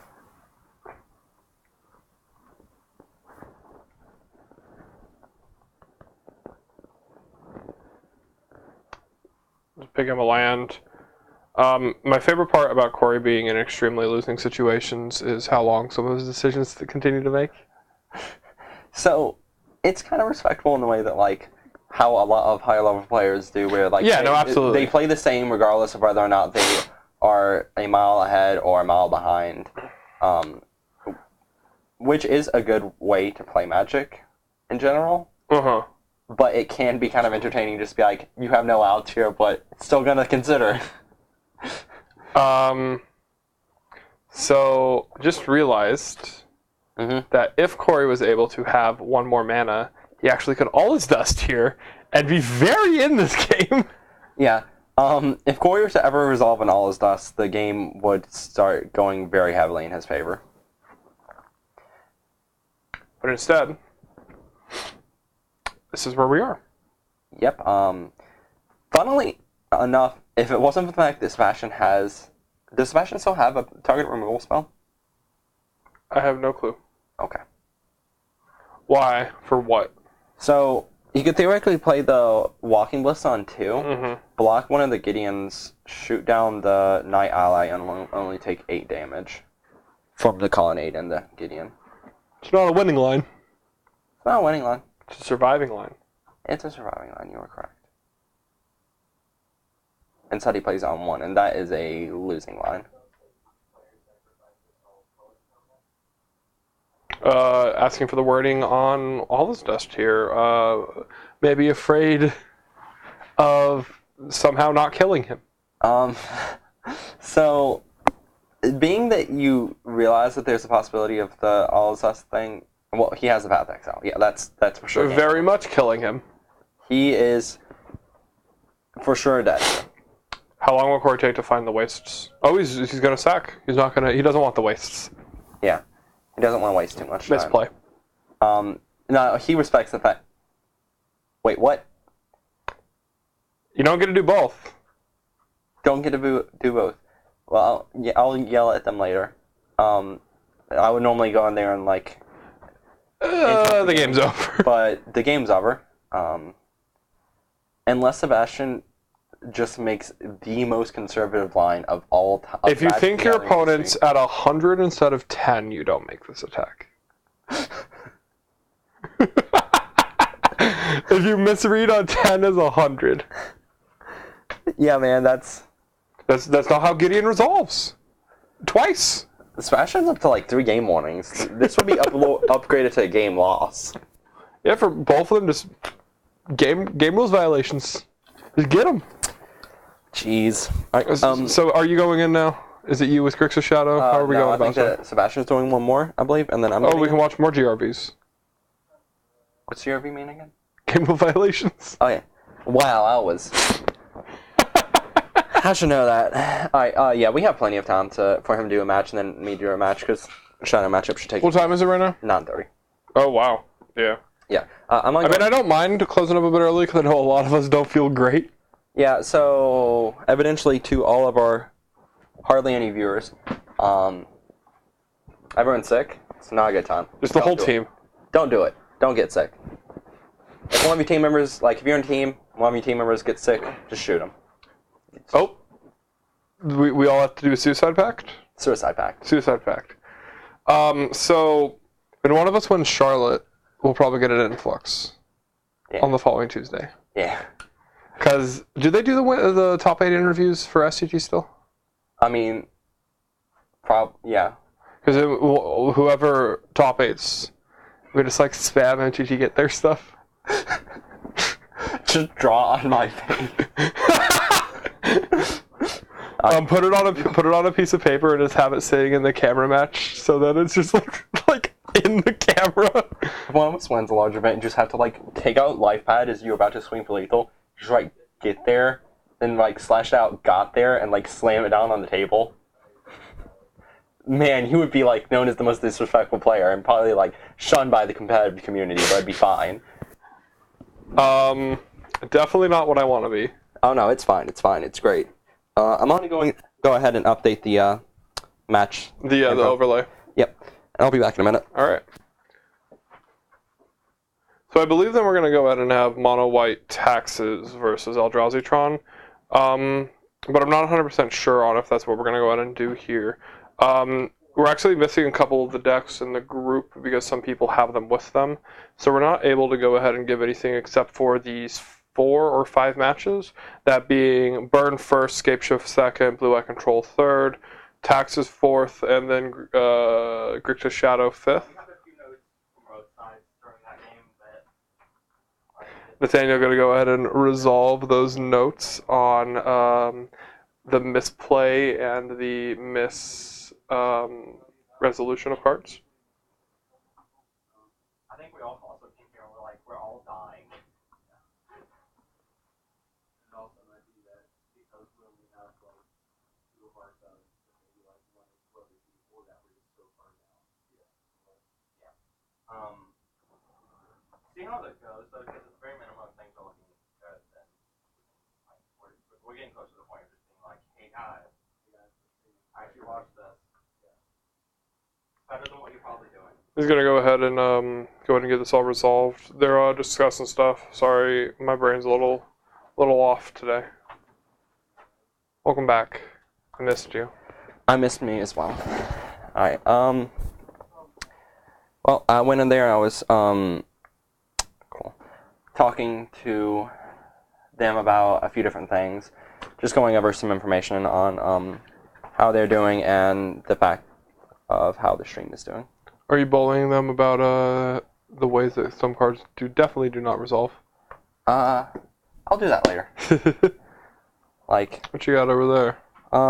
I got that to resleeve a few things in Grixis Shadow, so I should probably do that before I have to attempt to play. That would be ideal. Would be ideal. I'll have half the deck unsleeved. We'll get more game rules violations. I'll get my mentor to come down here and just be like, well, he's not only my mentor, he was. Get one of my judge friends just come down and be like, Nathaniel, stop it. Cease. You are just making as many mistakes as possible. I've also recently I've had 2 game losses in my entire Magic time playing Magic, and they were both from the judge that mentored me to become a judge.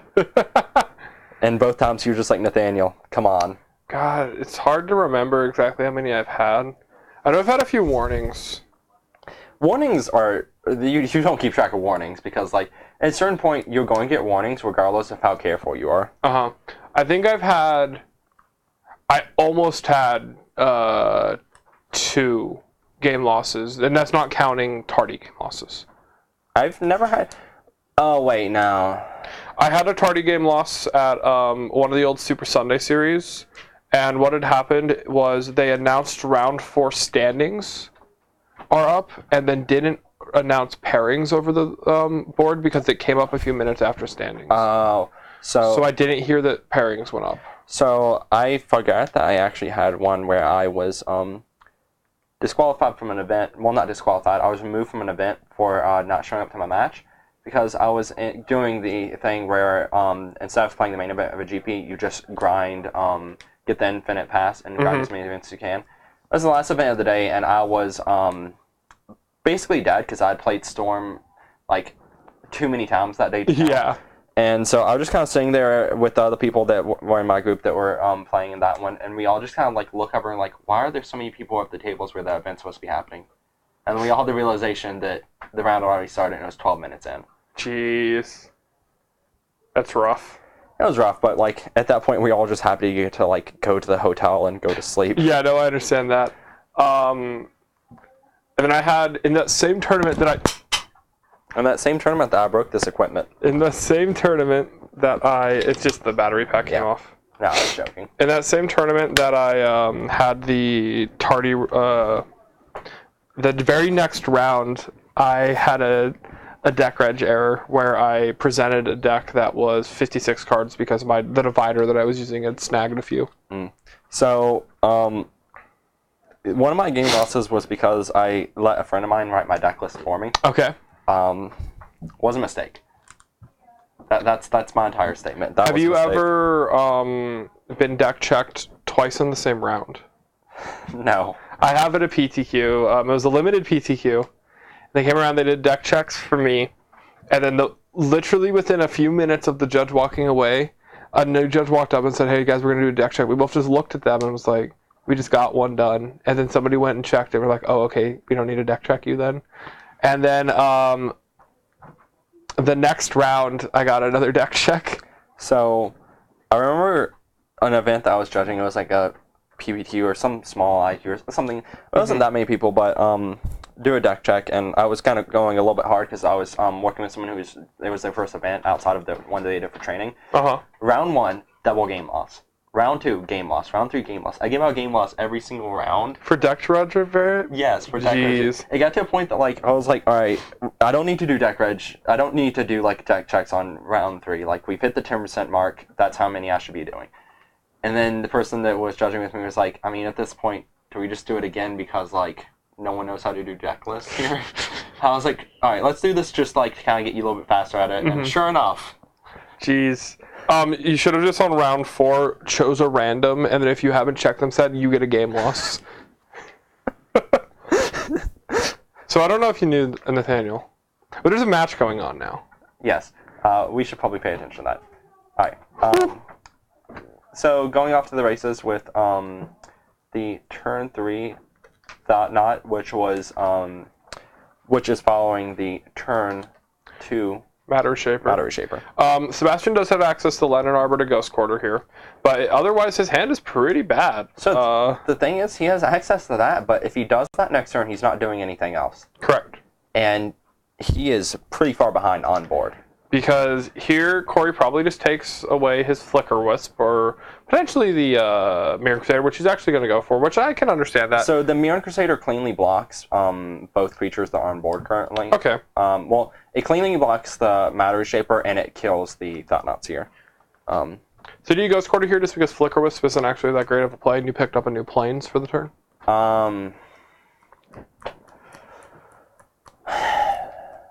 So there's two questions. There's a question with inside that question. So say you do go for the Ghost Quarter play. What land do you go after? That is actually kind of difficult. Because like, yeah, you could go after the Eldrazi Temple, and that stops him from theoretically casting another Thought Knot. I think Sebastian's going to lose this game. And the reason is, Corey has a tower in his hand. Yep. Flicker Wisp the Ghost Quarter. Okay. Yep. We missed that when we were talking. I always forget that's the line they can make. Yep. So that was a really good line, but I mean, it's pretty much all of what Sebastian has access. Picked up the power plant immediately. Oh man, it's just get rewarded. I wish I was as. Oh no, what am I saying? I wish I was as lucky. Thanks back to every match I won. Few of my friends, if they're joining in, would probably have barked at me if I said anything about not being lucky. I know that for sure that I try not to complain about luck in competitive events, but wow, is my luck bad. Like, Just be luckier. be lucky. That's all you need. That's all I need. I'll keep that in mind. Yeah, man. I've always got your back. I'm glad that my teammates always give such helpful advice, such as be luckier and it's get better. Be better at being lucky. It's easy. Beautiful. Just always draw the exact card you need. Just kill their Thought-Knot-Seer. Okay. Draw another way to kill their other Thought-Knot-Seer. Okay. And then perfect the Primeval Titan because you're just good at Magic. I've had games where I did the statistic, I've had so many games with Storm where I'm like, all right, statistically speaking, if I take this line, my chances are at minimum 85% favor to win here if I take this line, and then immediately get punished. Yeah. And it's just He's not lucky enough. I'm really not. I don't think I've had a nauseum where I was like, I'm happy that this nauseum went this way. I'm going to go ahead and trade Thought-Knot-Seer with some guys here. So he's trading away his 2 creatures for one of Corey's and to draw an additional card, which feels fine. It's close to a 1-for-1, but I mean, the Thought-Knot-Seer did get to take a card earlier, so it's still kind of on that 2-for-1. It's still a 2-for-1, basically. And Corey still feels a little ahead here. And by a little ahead, I mean Corey. What do you think about Sebastian's chances when his play on turn 4 is an Aether Vial? Not great. Just not great. He does have another quarter, though. Just gonna keeping him off Tron. Yeah, that feels totally reasonable. I'm really disappointed now Why is that? that we don't get to see Sebastian be upset about Corey drawing the exact Tron land he needed again. That would have been hilarious, but I'm sure that'll be like a running thing if we see this matchup enough. It'll just be Sebastian getting upset about Corey top decking the exact land. Oh no, I'm very excited about it. We'll make a best of clip. Does he have both his wastes in his hand? Oh man, that's not great. That's real bad. So I'm now taking back my statement about feeling good about Corey's position. No Lennon Arbiter required. We picked up another Thought-Knot-Seer. Still can cast that guy. Yep.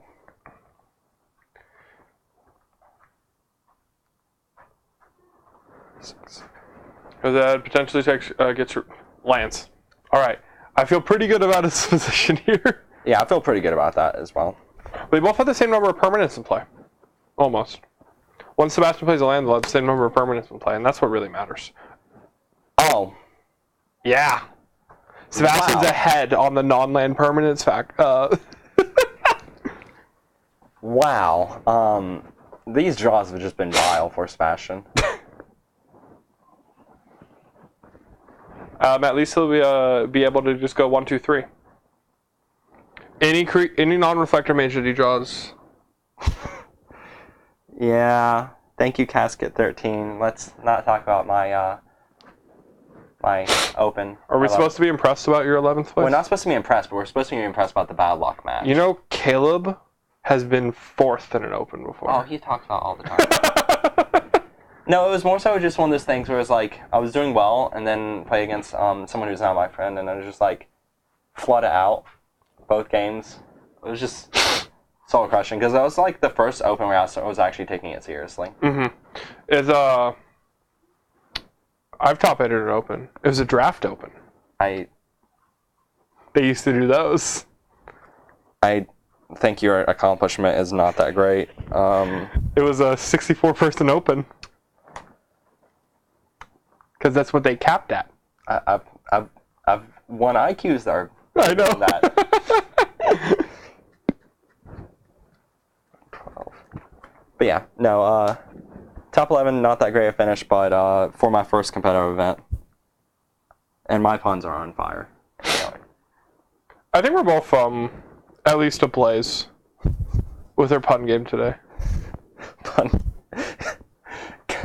Come to get there for the magic, stay for the puns. Yeah, man. Well, basically, That's all we got. Like, once you get out of the booth, we just don't have anything because there's no more puns going on. we're budget channel fireball. That's pretty stretchy. Is it? Yeah. What are puns or budget channel fireball? Okay, our puns are. I was about to say, like, I don't think we have anything close. Well, I mean, when I said that, I was specifically saying we're budget LSV. Okay.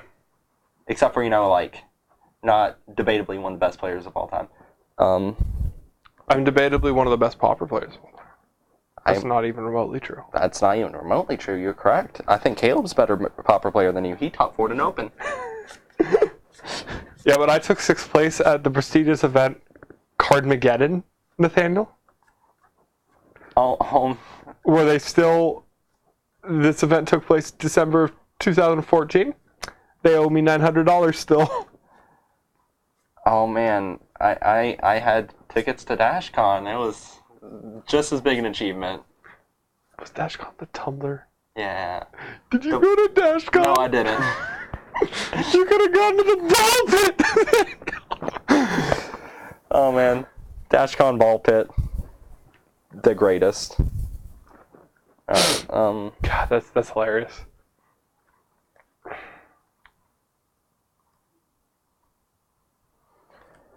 All right. So, what do you bring in from each side here? I honestly, Sebastian probably brings in Dusk Dawns. Yeah. And Corey probably brings in cards like Warping Well. Yep, that sounds about right.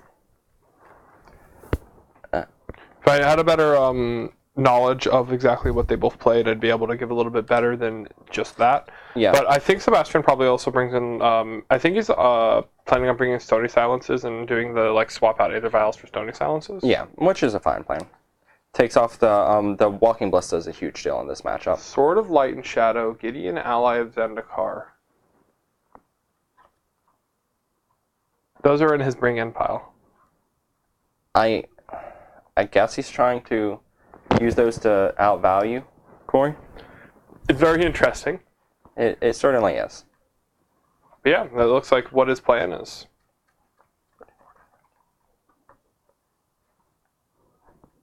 What? Should this be in here? No! I don't understand why that's in the 75. Okay. Thank you. Speaking of specifics, that is a Teamer Battle Rage and Grixis Shadow sideboard. Like, I just copy... Just put that in, because you're going to be playing that matchup. Well, no, I'd probably put 3 of these in anyways, because, wow. No, I know, but it's just funny, because you're constructing your sideboard with the knowledge that your next match is going to be against Eldrazi Tron. Well, no, I'm switching over to Grixis from Esper. I've stayed on that horse for way too long, and just trying to get my sideboard correct. I just copy-pasted the most recent list that did well. Yeah. The one of Teamer's Battle Rage and the sideboard is kind of meh. So after Charlotte, are we going to start doing standard? Yes. We might do one Legacy thing for the stream. So Okay. There's a Legacy open. Oh, I'm down. And I'm down to show people how medium quality I am at Delver. I mean, I'm down to just be really unexcitedly playing Storm to what is in my opinion very high levels of execution, but God, once you get to the point that you can play that deck really well, your excitement for that deck goes down so hard. Oh look, I did my thing that I've done 100 times. Oh golly gee. Josh doesn't know about the thing. You don't know about Doesn't know about Don't know about DashCon? DashCon. You should look up DashCon. It's great. You should just not bother. Yeah, just don't actually bother. It's awful. It was ball pit. That was it. Tickets were pretty expensive though, I think. So when we get standard, we're gonna have Josh in here with us, right? Yeah, most likely. He is at least passable at standard. Above average. Slightly above average. Yeah, that's better than most people. Better than most standard players I've played at large events. I say as I've never actually won a large event or top 8 at a large event. You took 11th. Who will? I mean, I took 23rd with no LED dredge in a legacy event. I feel fine about my past year or so, considering I just started competitive after just being a judge for the longest time. And judges are notoriously terrible at Magic. I hate that stigma.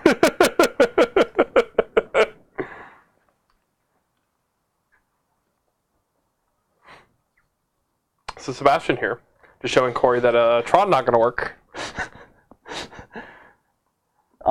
Yeah, so for this matchup, Sebastian's opening is near ideal. Mm-hmm. I'm going to go update that. Oh yeah, you go update that and break the Dude, I'm equipment even trying more. my hardest. I'm gonna need to make a bigger charge to give Corey money for equipment. My used to with mics is the one setting them up, definitely not the one wearing them. Oh god, it's on me. What do I do? What do I do? I just like forget how to function effectively.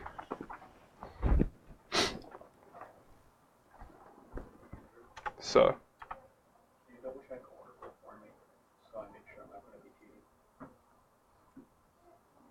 Mm-hmm. Yeah.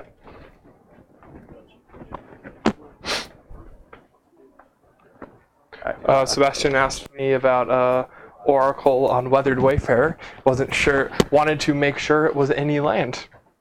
Beautiful. I'm gonna step away for 1 second. I'll be right back. Where are you going? I'm grabbing something from someone. All right.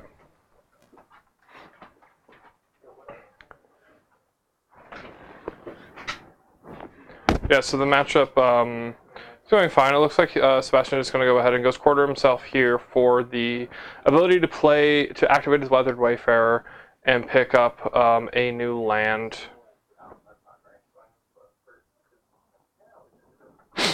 Just for the sheer factor of he needs to be able to get somewhere.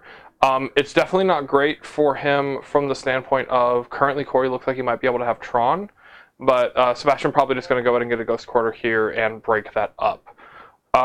If he doesn't go ahead and make that play, then the Weathered Wayfarer isn't going to do all that much except for... Or do they not have anything to do otherwise?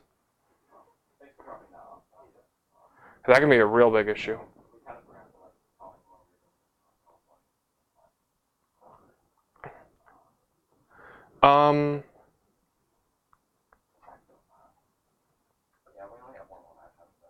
Yep, go ahead and get your third piece. I assume this is... I don't know what stage of the turn cycle we're on, just because I had to go run up and I didn't get a real good focus on it, but honestly it kind of looks like Corey might be in a good position just because Sebastian's going to be so behind on the land side of resources. Going to go ahead and activate the map, gets land and arbitered. Map doesn't get to do what map does. If he picks up a tower here, he just wins, and never lucky on that end, but that's not something you can really count on. Picked up Abzan? Oh, no, I didn't pick up Abzan because we only have one more match. Oh, okay. Well, what time is it? Again, I wouldn't mind ending early anyways. Yeah. No, he was dropping off a cord for me. Oh, okay. For what? Charging cord. Oh, a charging cord. What did you... Cord. We're talking about magic. Okay, cord of calling. No, I don't need a cord of calling. What? Yeah. I was very confused. As what you should be. So we can go ahead and Ghost Quarter Sebastian here, making it to Weathered Wayfarer won't be able to be activated. Yeah, that's pretty hilarious. And he can Pithing Needle the Aether Vial. So is Corey going to play the Texas? Is Corey going to tax him? This is going to be the best game. And Sebastian did just tutor a Ghost Quarter with the Weathered Wayfarer that he wasn't able to play in the same turn. Yep. Strip mine, get rid of Vial, and Corey is the Taxes player. Sebastian is not happy about that. All of his permanents being front row.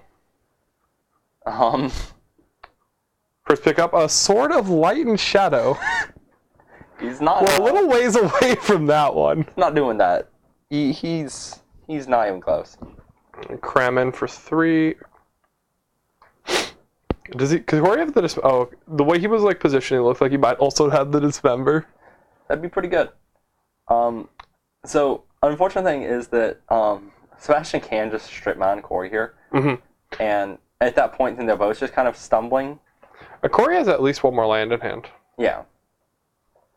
But still, he'd still be on 1 mana. And I feel like it's... I don't know. I don't know what Sebastian should be trying to do here. The pass is very interesting to me. Yeah.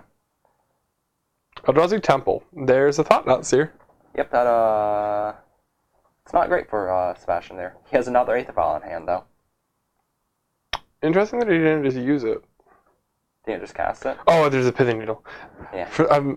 For some reason, I thought the Pithing Needle was like a Oblivion Ring effect for exactly that moment.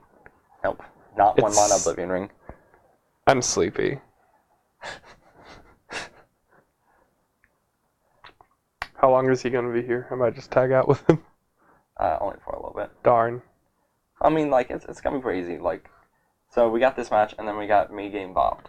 Yeah. Me getting bopped won't take that long. Just play hyperspeed I cannot hyperspeed. for your boy. I can play reasonable paced speed with Grixis. I'll play Grixis. No. I just put myself at 3, right? That's how I play. I feel like watching you play Shadow would make me mad. Until I've played game 20 with it. Yeah. Probably.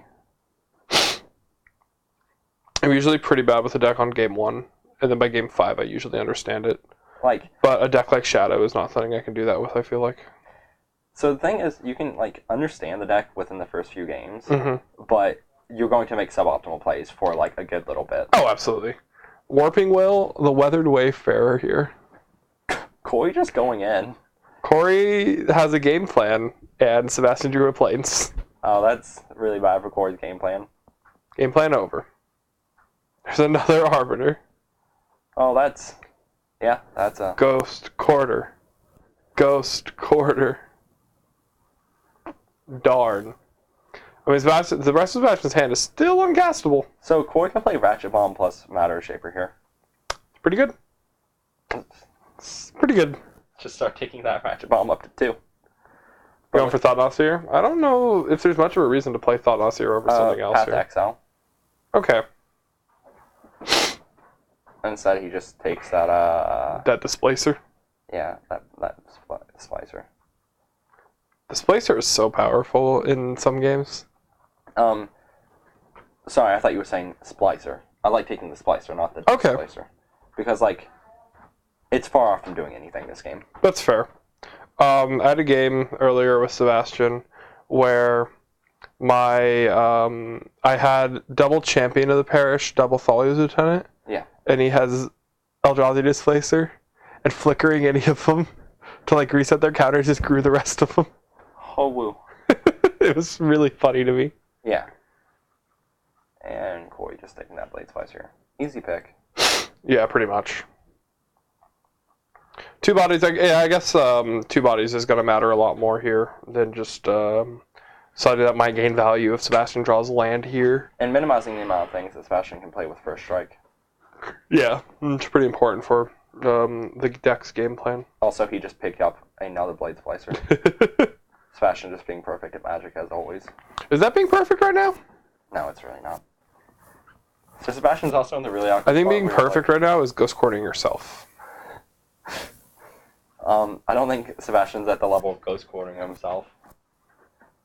That's With double Arbiter. too advanced of a play for him.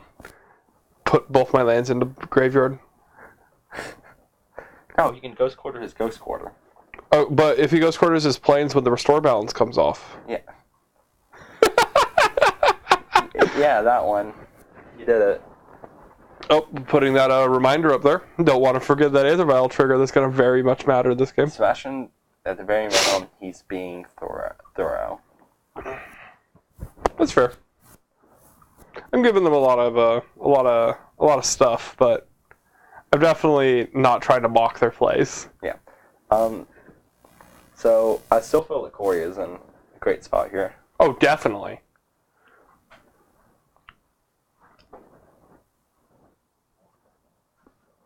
And here comes a Matter Shaper. And I have to feel that, like, I almost feel that the attack with the Thought-Knot is really safe here. Uh-huh. Because it's like, yeah, if he draws a card, he does start getting towards his 3rd land drop, but, like, at the same time, he's trading away his board. Oh, look, a Ratchet Bomb. You can finally answer those vials. Or he can just start taking up to 2. Yeah, Yep, that's the right play. that's the right play. Or you could answer those vials. Answers the vials immediately. Sebastian plays a 3rd vial. Vial 3. Because it also gets rid of that needle. Bullied. Oh, man. And Sebastian's just doing nothing. whole lot of I nothing. wonder if there's ever been a time in Magic where a vial for 0 has resolved and put a creature into play. I don't. Probably not. Probably maybe. Look. Probably. Oh, that hit Arbiter. Are we only counting competitive play? Yes. Okay. Then I don't think so, but casual play almost assuredly. Because like the concept of just being like, I'll have a 0 drop, then a 1 drop, then a 2 drop, then a 3 drop. So value. Feels like the type of thing that might see play at the kitchen table. Yeah, man. Can't counter these. Kitchen table mages sure hate cryptics and stuff like that. Well, I mean, at that point they hate like Mana Lake, Yeah. Daze, I don't think there's a lot of kitchen table dazes. Mana Drain, There's a lot of kitchen table mana drains where you're from. a little bit. What I'm used to is kitchen table slivers. Force of Will is a big threat back to my kitchen table days. Oh, yeah? Since Force of Will pitching my Ancestral Visions, Ancestral Recall. You learn kitchen table magic playing Vintage? I mean, yeah. We didn't use sleeves though, so it was basically kitchen table. Yeah. No, I understand. I'm super lying also. Whoo! That turns that on.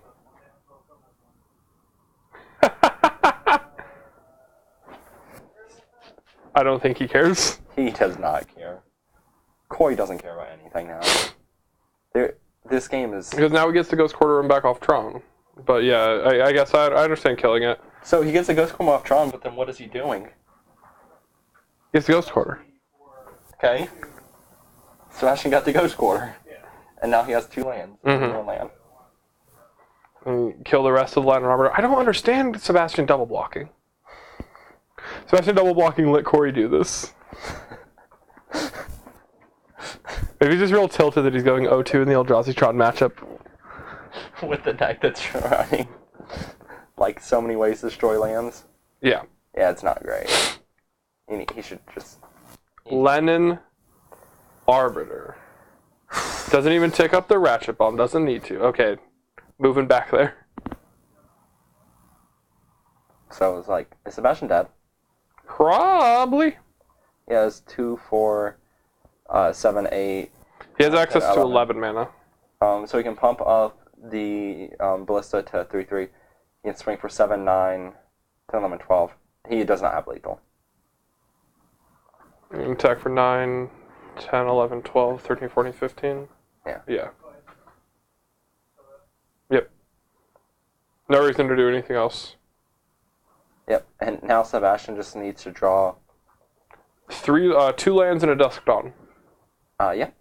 And put one of the lands into play by the Explorer that he picked up from his graveyard and cast a second time. Yep. Alright, well, I'm gonna go and get ready to go... Play some Shadow. Yep, Yep, that was not surprising how that ended. That was pretty quick, pretty easy. Alrighty then, well, I'm taking this thing off. It will.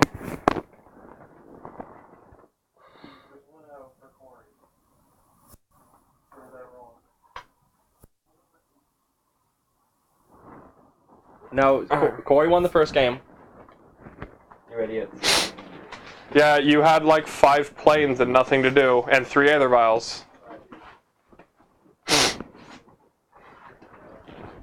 Alright, last match.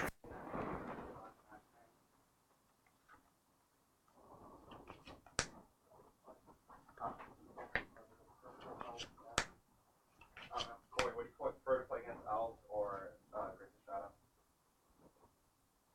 Shadow, because it's a matchup you can actually win ever. You can win all off Ballista. He got me. All stuff. Dukin.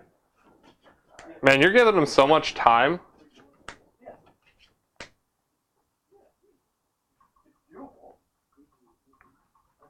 Yep, gonna have Nathaniel going in, playing Grixis Shadow. And Sebastian's gonna come in here and take his place. So I don't have to talk to myself. Because as much as I love the sound of my voice, I definitely don't have anything to talk about right now. and I kind of just feel like going to sleep. But here we are.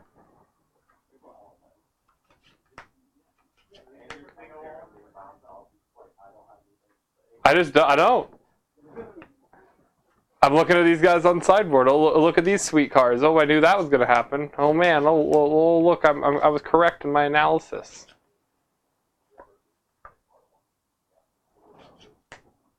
Get in here, Sebastian. It's time to chat about Magic.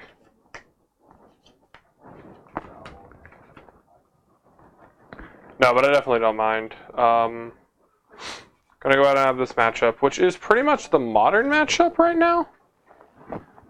Both of them, two of the more popular decks in modern. And both of our players here pretty competent with their decks that they're playing. Nathaniel moving over to Grixis from Esper just for the sheer factor that Esper was kind of too cute in a format where Grixis Shadow was the most dominant deck. And now that Eldrazi has moved in that spot, it's much more a... Did you not get the mic? Oh, it's over here. We're much more in a Grixis Shadow world than Esper Shadow world once again. Wait, we're gonna what? Just the factor that Esper Shadow is more tuned to beat a format that Grixis Shadow is just stone cold the best deck. Right. So now that we're in the situation where Shadow is just one of the better decks instead of, and also decks like Scape Shift and Eldrazi Tron being as good as they are, Esper Shadow is definitely not in the situation that it was when he started playing it first. That's the thing about Esper Shadow is it has an amazing matchup against Grixis, like you said. But the thing is, when Modern starts moving away from stuff like that, Esper Shadow not being as fast-paced as Grixis, it playing a little bit slower game, a lot of times it just doesn't have enough to do against decks where Grixis Shadow has a lot of the faster elements of the deck that Esper doesn't have access to. I feel like for the most part that Esper Shadow is more just a meta deck, and it's just so difficult to meta. It is. When Modern's opened up like it has, to where like a top 8 could be 8 of 25 decks. Yeah. Like it's not something you can really use like outside of a local scene. So I don't know if you looked at the Classic. How many ops were in the top 8 of the last Classic? I haven't looked at the top 8, but I can guarantee it was 0. It was 1. Was it? There was 1 copy. There was 1 opt. There was 1 opt in the Gift Storm player's deck. I feel like, knowing there was gifts, I figured they would be playing a set. Like, opt seems like it has a fine home being a better cantrip in Storm. I don't know. I still think they might want Sleight of Hand more. Do you like Sleight of Hand more? Just because of the factor that Sleight of Hand lets them dig deeper, which is what they're looking for. They let you dig the same amount of cards, but Sleight of Hand lets you see both the cards that you're looking at. Right, rather than looking at one and rolling the dice on your actual draw if you don't decide to keep the first. Okay. Yeah, I'm not honestly all too surprised in the playtesting that we had. Opt felt not good.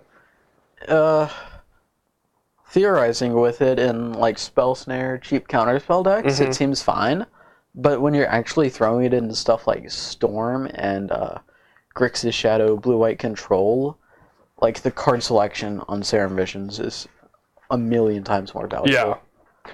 It's just what the format's much more about. Right. So Corey here having a one of the cards that matters a decent amount in the matchup actually for his deck in Relic Progenitus. And the reason this matters as much as it might in the matchup is just the factor that the Delve cards get a lot worse, obviously, when their graveyard is constantly under attack. Yeah. Like, when you... Grixis Shadow, that's another thing about it compared to Esper Shadow. Esper Shadow has slightly more threats in the form of Lingering Souls. That was one of the pluses. In Grixis Shadow, you've got... I think they're on like 5 Delve threats. 5. Yeah, I think the list that Nathaniel specifically on is 2 and 2. 2 and 2. and then you've got your Snapcasters and 4 Death Shadows. So the deck is threat light, and having turn 1 Relic cut off 4 of the threats. Yes, at least make them really hard to cast. Yeah, making them work for it, and making it come down a lot later. Like turn 4 or 5 Tasker is not even close to as scary as turn 2 or 3. So I don't know if you got to see what Corey's hand looked like, but when he got Thought Seized, he had a Walking Ballista, a Basilisk Collar, a Chalice of the Void, and a Ghost Quarter as his second land. And the Chalice got taken away here, and Corey's hand is pretty bad now. It is Reality Smasher, Walking Ballista. Right. And while he will be able to have the Walking Ballista Basilisk Collar in a few turns, I don't know how long we have. Yeah, I'm inclined to say we don't have a few turns. Because the best thing Corey can do here, then, is... I don't even know. Because all Sebastian needs to have is like another fetch shock, and then he's hitting him for 12. Staff. Or, yeah, sorry. I am. You're not over there. I am not.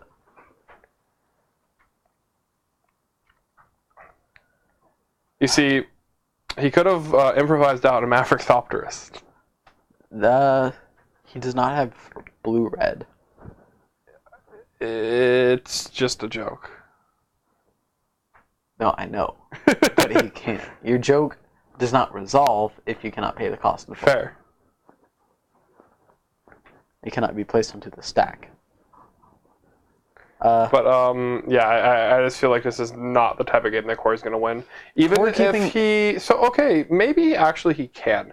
If he, on his next draw step, picks up an a tower, and Nathaniel somehow doesn't have interaction for the Walking Ballista, he can put it on... he'll have access to 8 mana, so he can put it on 3, and then equip, and then double kill both the Death Shadows. Right. So there is an out.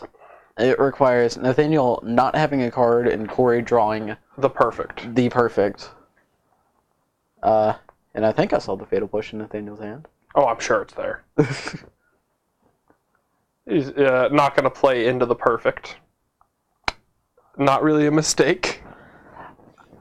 Looking at this, I feel like maybe the perfect is the only way that you can win. Right. You have to look at your outs and, like, even if it's 0.5% to have that happen, you have to play to that. And I don't think that playing Ballista on 1 is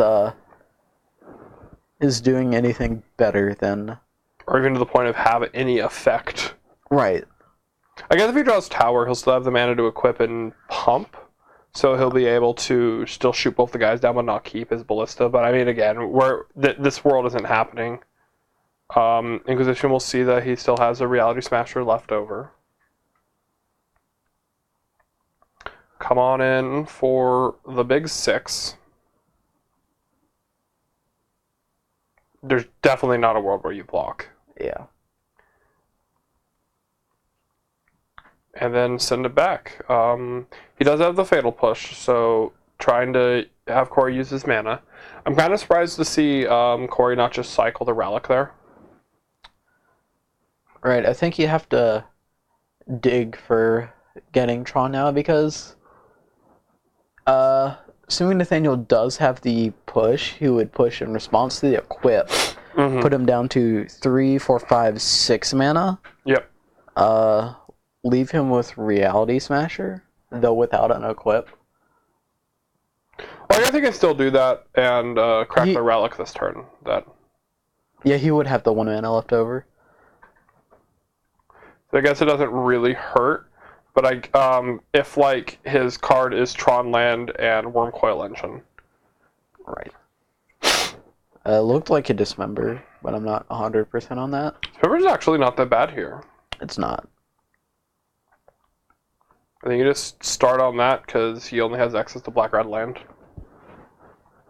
Well, I guess you start on the equip play.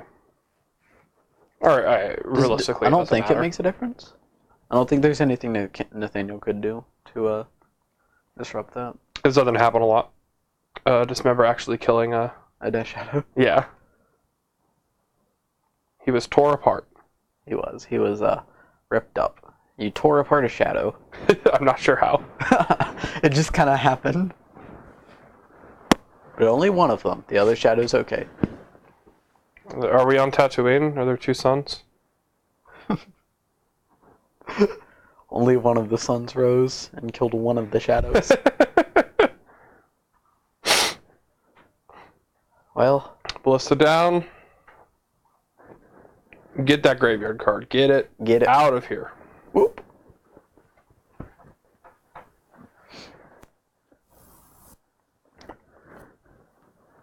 And we're just in this situation where I honestly don't know how Corey could win.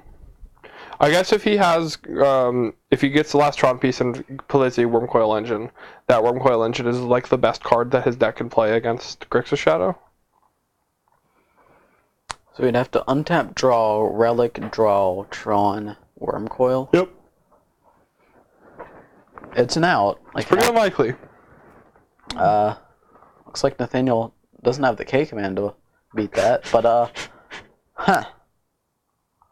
Shadows are 6s. Worm no longer does it. Yeah, He takes I don't exact think- lethal. I think all his dust there was now the... He didn't have... Yeah, he would have to crack relic, draw all his dust. But he didn't have it because he didn't have the land. If he drew the Tron land, he could... Yeah. Well, I'm okay with this. Us moving along quickly means I gotta go lay down, You get to lay down. which is something I'd love to do right now. You can lay down now. I don't need to put my head in your lap. It's not good, great content. No, it's not. You know, it is great content. What? Magic the Gathering. Fact.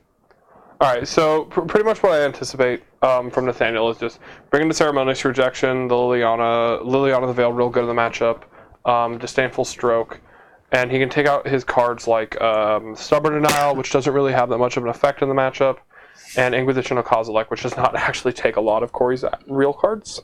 Right. And, yeah, Ceremonious Lily is... My favorite That's thing all you about really need. Liliana and Blue decks is bringing Liliana in and bringing counterspells in. I'm getting flashbacks to my Solte midrange days. LOTV and counterspells did not feel great there. They're not. You're a green-black Goyf deck, but you're also reliant on Mana Leak Snapcaster, which was really weird with Liliana. A lot of times you just couldn't tick up your Liliana. Liliana the Veil is not meant to be played in a deck with instants. It was not, no.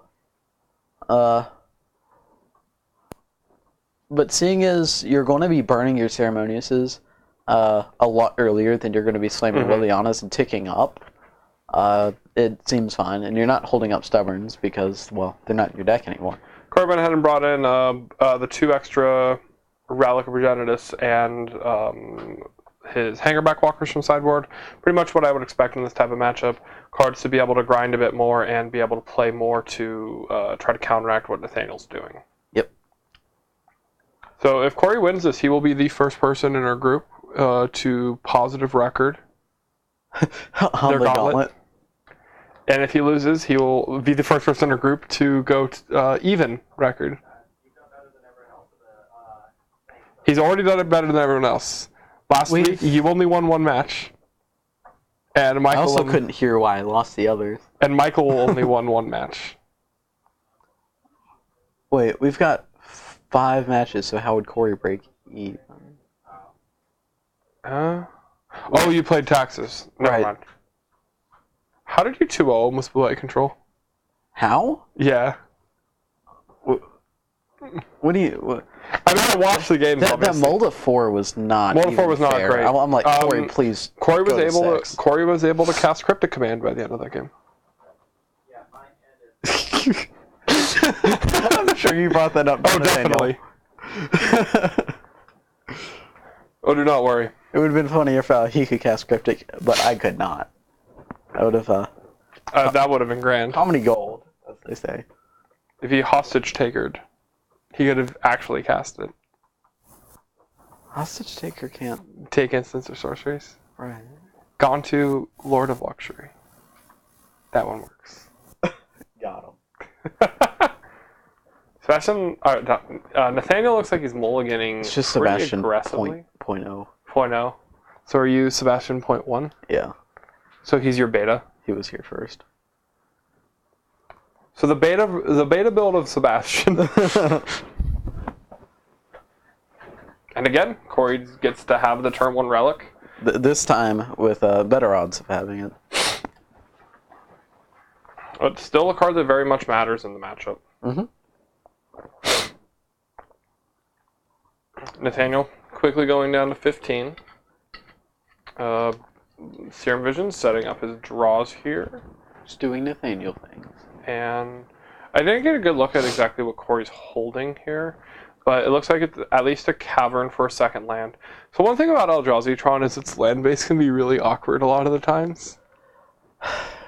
Yeah, it can do that. On the games where your deck isn't just firing on all cylinders with your lands, the deck looks like a big joke to me. As he has 3 lands, Karn. Hangerback, Meta Reshaper, Thought-Knot Seer. No Karn this time, but there were just those games where your hand is here's 3 lands and a Karn. Yeah, except those 3 lands sometimes don't cast Karn. Yep. And it feels bad. And that's just one of the things about playing one of the Tron decks that can't actually fix its mana as well. With only having Expedition Map to be able to find your other land pieces, it gets a little bit difficult for them to consistently have Tron. I'm actually kind of surprised just by the factor that decks like Green-Red Tron have just completely fallen off the map. Right, there's a Green-Black Tron which has replaced it, but I wouldn't even say replace. I haven't seen it in a I've never actually seen it. I haven't seen it in a top 8. I might have seen it in like a top 32. Yeah. I'm not saying the deck is bad. I'm saying I don't know what the deck does, and I haven't seen it played. So I assume there's a really good reason for that. It feels like it's just Eldrazi Tron, but it doesn't have a clock. Right. And like, you need a clock. Yeah, this modern format does not lend well to players not clocking on their opponents. Mm-hmm. Like, even blue-white now. 6 Gideons. I'm on 5, but, 6 Gideons. 6 Gideons. I feel like I should be like Thunderdoming. That's 6 Gideons.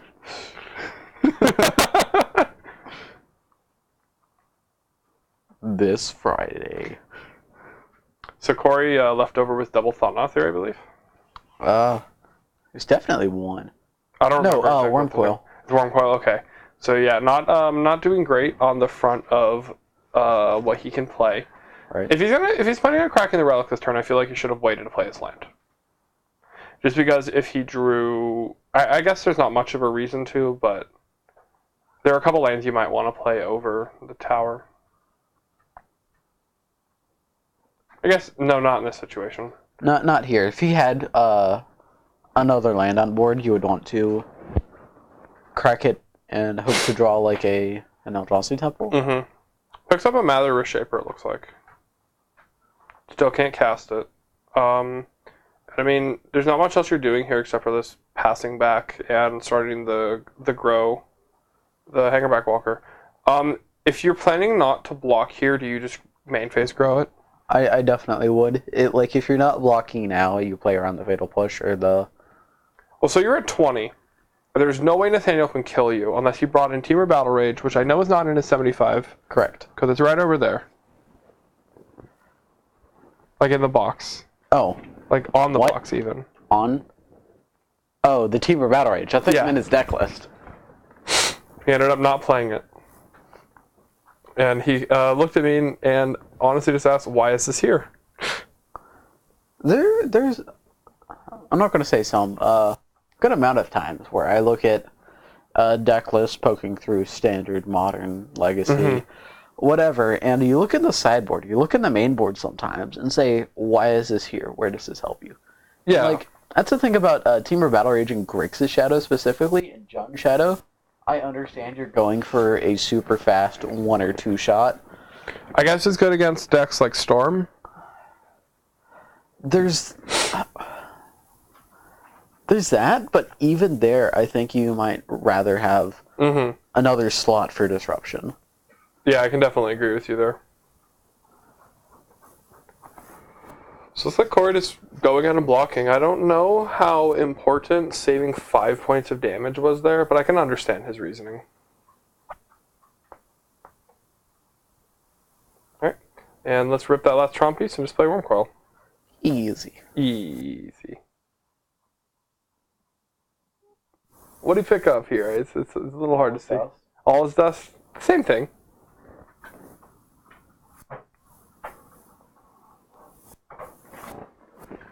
I mean, you still just name Eldrazi, or do you name Worm here actually to play around Ceremonious? Ceremonious Rejection? Because Wormcoil Engine is definitely the card that matters. I think I would play Worm here. Call Worm. Yeah.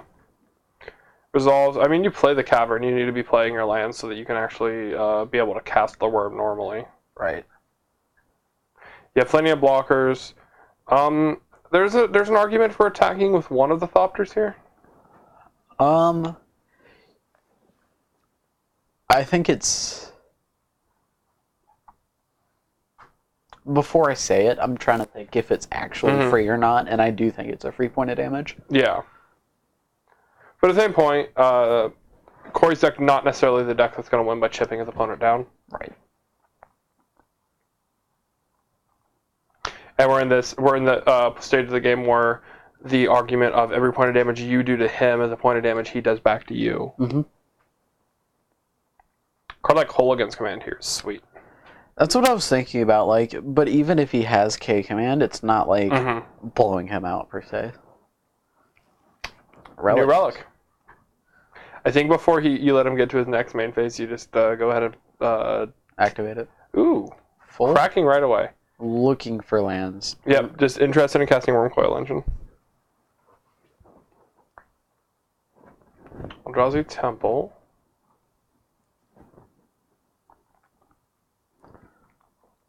I can't confirm that the We'll go with Chalice otherwise, yep. that the Cavern's on Worm or not. Yeah, I can't tell exactly what it's on here.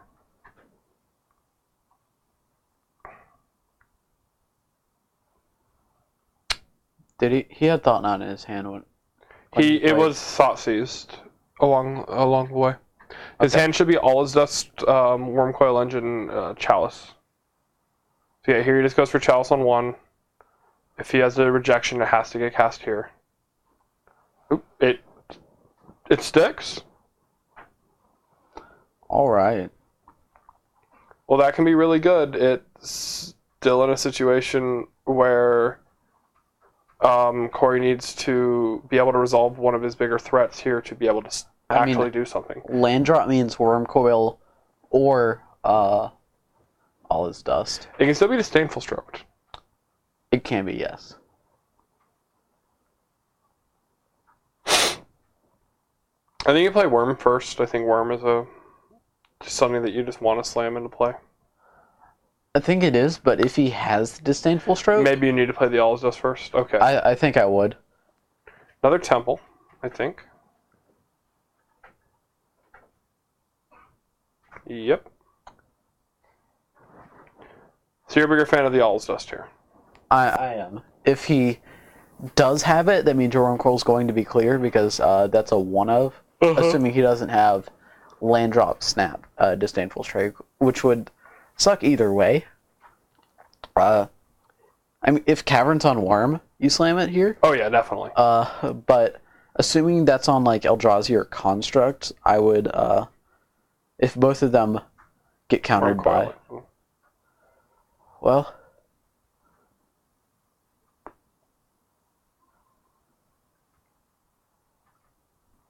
Pretty much the best thing you can play here. I mean, once it's on the board, it's nigh impossible for Nathaniel to answer. Mm-hmm. I mean, you can play cards like Terminate, but they're not going to get rid of it. Right. They're just going to temporarily answer parts of it.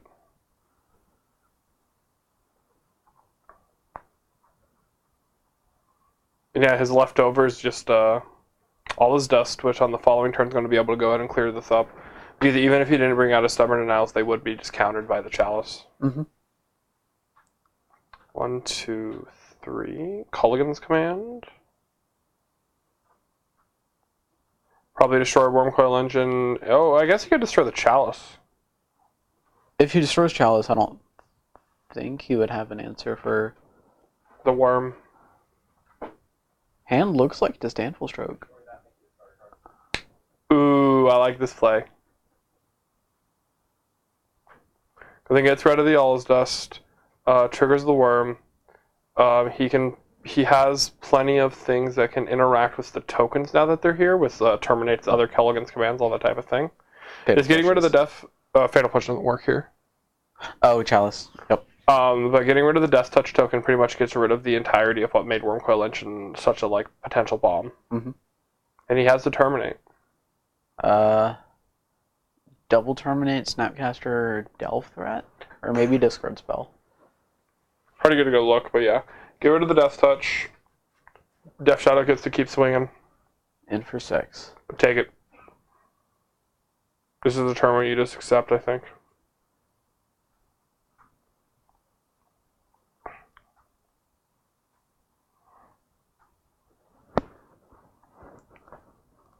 I feel like the only way you're going to win this game is by starting to attack with things like the Worm. And so I feel like blocking next turn is more valuable.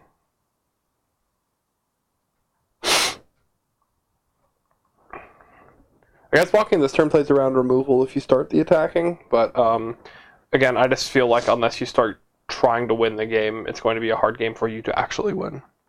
Alright. How many All This Dust does Corey play? 2. 2? Okay. Construct on this cavern.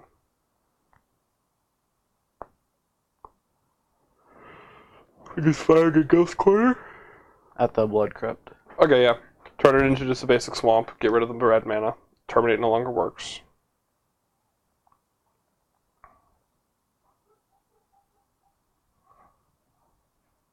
But my worry here is just what's his game plan if he's just throwing all his cards under the bus when they do not need to be. Seeing as Nathaniel's holding this Gurmag, Corey's out. Wormcoil is at 1 of? Is it like 1 main, 1 side? What is it? Wormcoil? 2 main deck. Okay. So there's that and All This Dust are both good top decks. I think that's it. Like,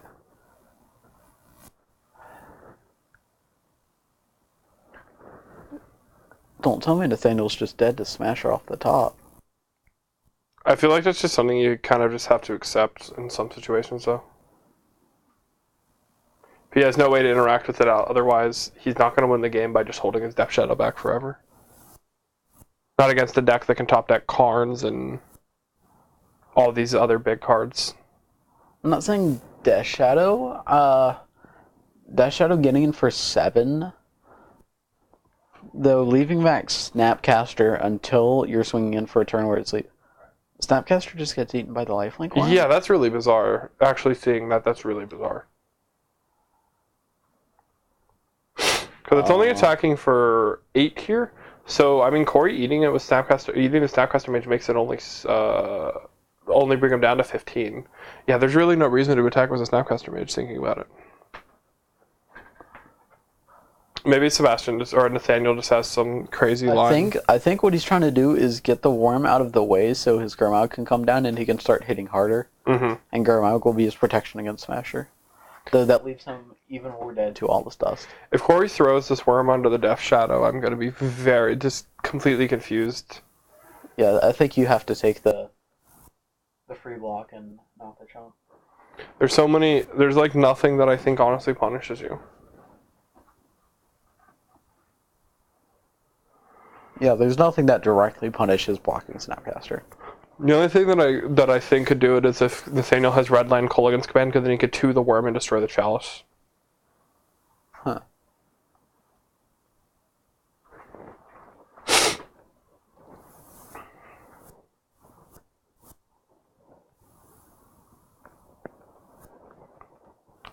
Block Snapcaster. Block Snapcaster.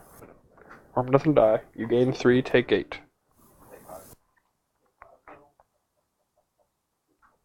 Here's Grimag Angler. Okay. Oh, did he need it to go in the graveyard? Okay, that's why, and he wants to hold up the Disdainful Stroke. Okay. Okay. Yeah. We see Nathaniel. Now I understand. We figured it out. We can count mana. Well, it was kind of a weird play, so we're just trying to figure out the board value to doing it. Right. 1, 2, 3, 4. Chalice on 2. Disdainful Stroke, because I ain't doing anything else if Chalice resolves. Also, another card in the grave. Just in Yep. case. And he does have the Snapcaster, so we can go ahead and flash that back on a later turn.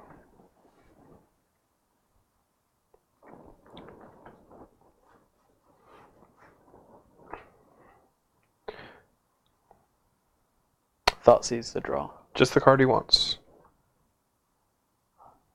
You Maybe- put it in his graveyard for black mana. But also take... Oh, yeah. Takes no damage. So, yeah. If it's free, it's free. Yep, just attack with this. Corey again is going to throw one of his cards under the bus. The bus has ran. So Nathaniel has 15? Or... Nope, he doesn't take anything. Just on so many players just forget about their chalices. Yeah. Still, nobody will be like the guy that I played against at the Open who played 5 cards into his chalice and didn't realize. Oh, you played it and you're like, okay, Chalice counts. He's like, dang it, I got it. No, my opponent played chalice. And then played an expedition map, a relic, and another map in the same game. Within 3 different turns of each other. But you caught it, right? Yeah, so I just looked at it and was like, it gets countered. And he's like, oh yeah, that's right. And then does Yeah. it 2 more times. Right. That's what I was saying.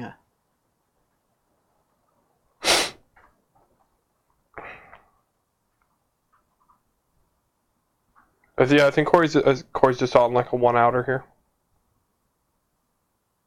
He just needs to draw on all his dust, or did the Wormcoil Legend save him? Yeah, it does. At least on board. So, 2 draws out of his 40-something cards? Yep. 4, 6, 8, 10, 12, 13. 47. Nathaniel, after dealing damage, fetching. Excuse me? Good magic. The greatest Magic the Gathering ever. Tasker, all is dust. All is dust. All is land. All. It's a land. Easy. Alright, nice and simple. Nice and simple end. Still, nobody's allowed to beat the gauntlet. Corey finishing 2 and 3. The legend. The Haunted Gauntlet. Corey, now the player with the best record against a gauntlet at 2 and 3. Did I really 1-4? Yep. I thought I 2-3'd. Nope. Wow, I'm bad. You lost to Shift. I You lost lost to Shift, to Elves. Elves. You lost to Shadow. Yeah. I don't know if you lost to Eldrazi or not on stream. It was Eldrazi that I beat. Grixis Shadow, where I started playing loose in my in the middle of the match, and I'm like, yeah, play is slipping, not doing super well. And then it was you on Valakut, you on Burn. No, I played Elves. Elves. We didn't play Burn. We didn't finish. Oh, that's right. So Elves 1-3, not 1-4. Yeah, but still, only one win. The match I played today makes up for that. It's close enough. All right. So, I still might do it, but I like, should I do it right now? gonna go ahead Because I and also might buy send it off then. serious system. All right. All right. Thanks Well, for stopping by. Yep. Thanks for who came in, and y'all have a great And then night. also buy the violins or the music.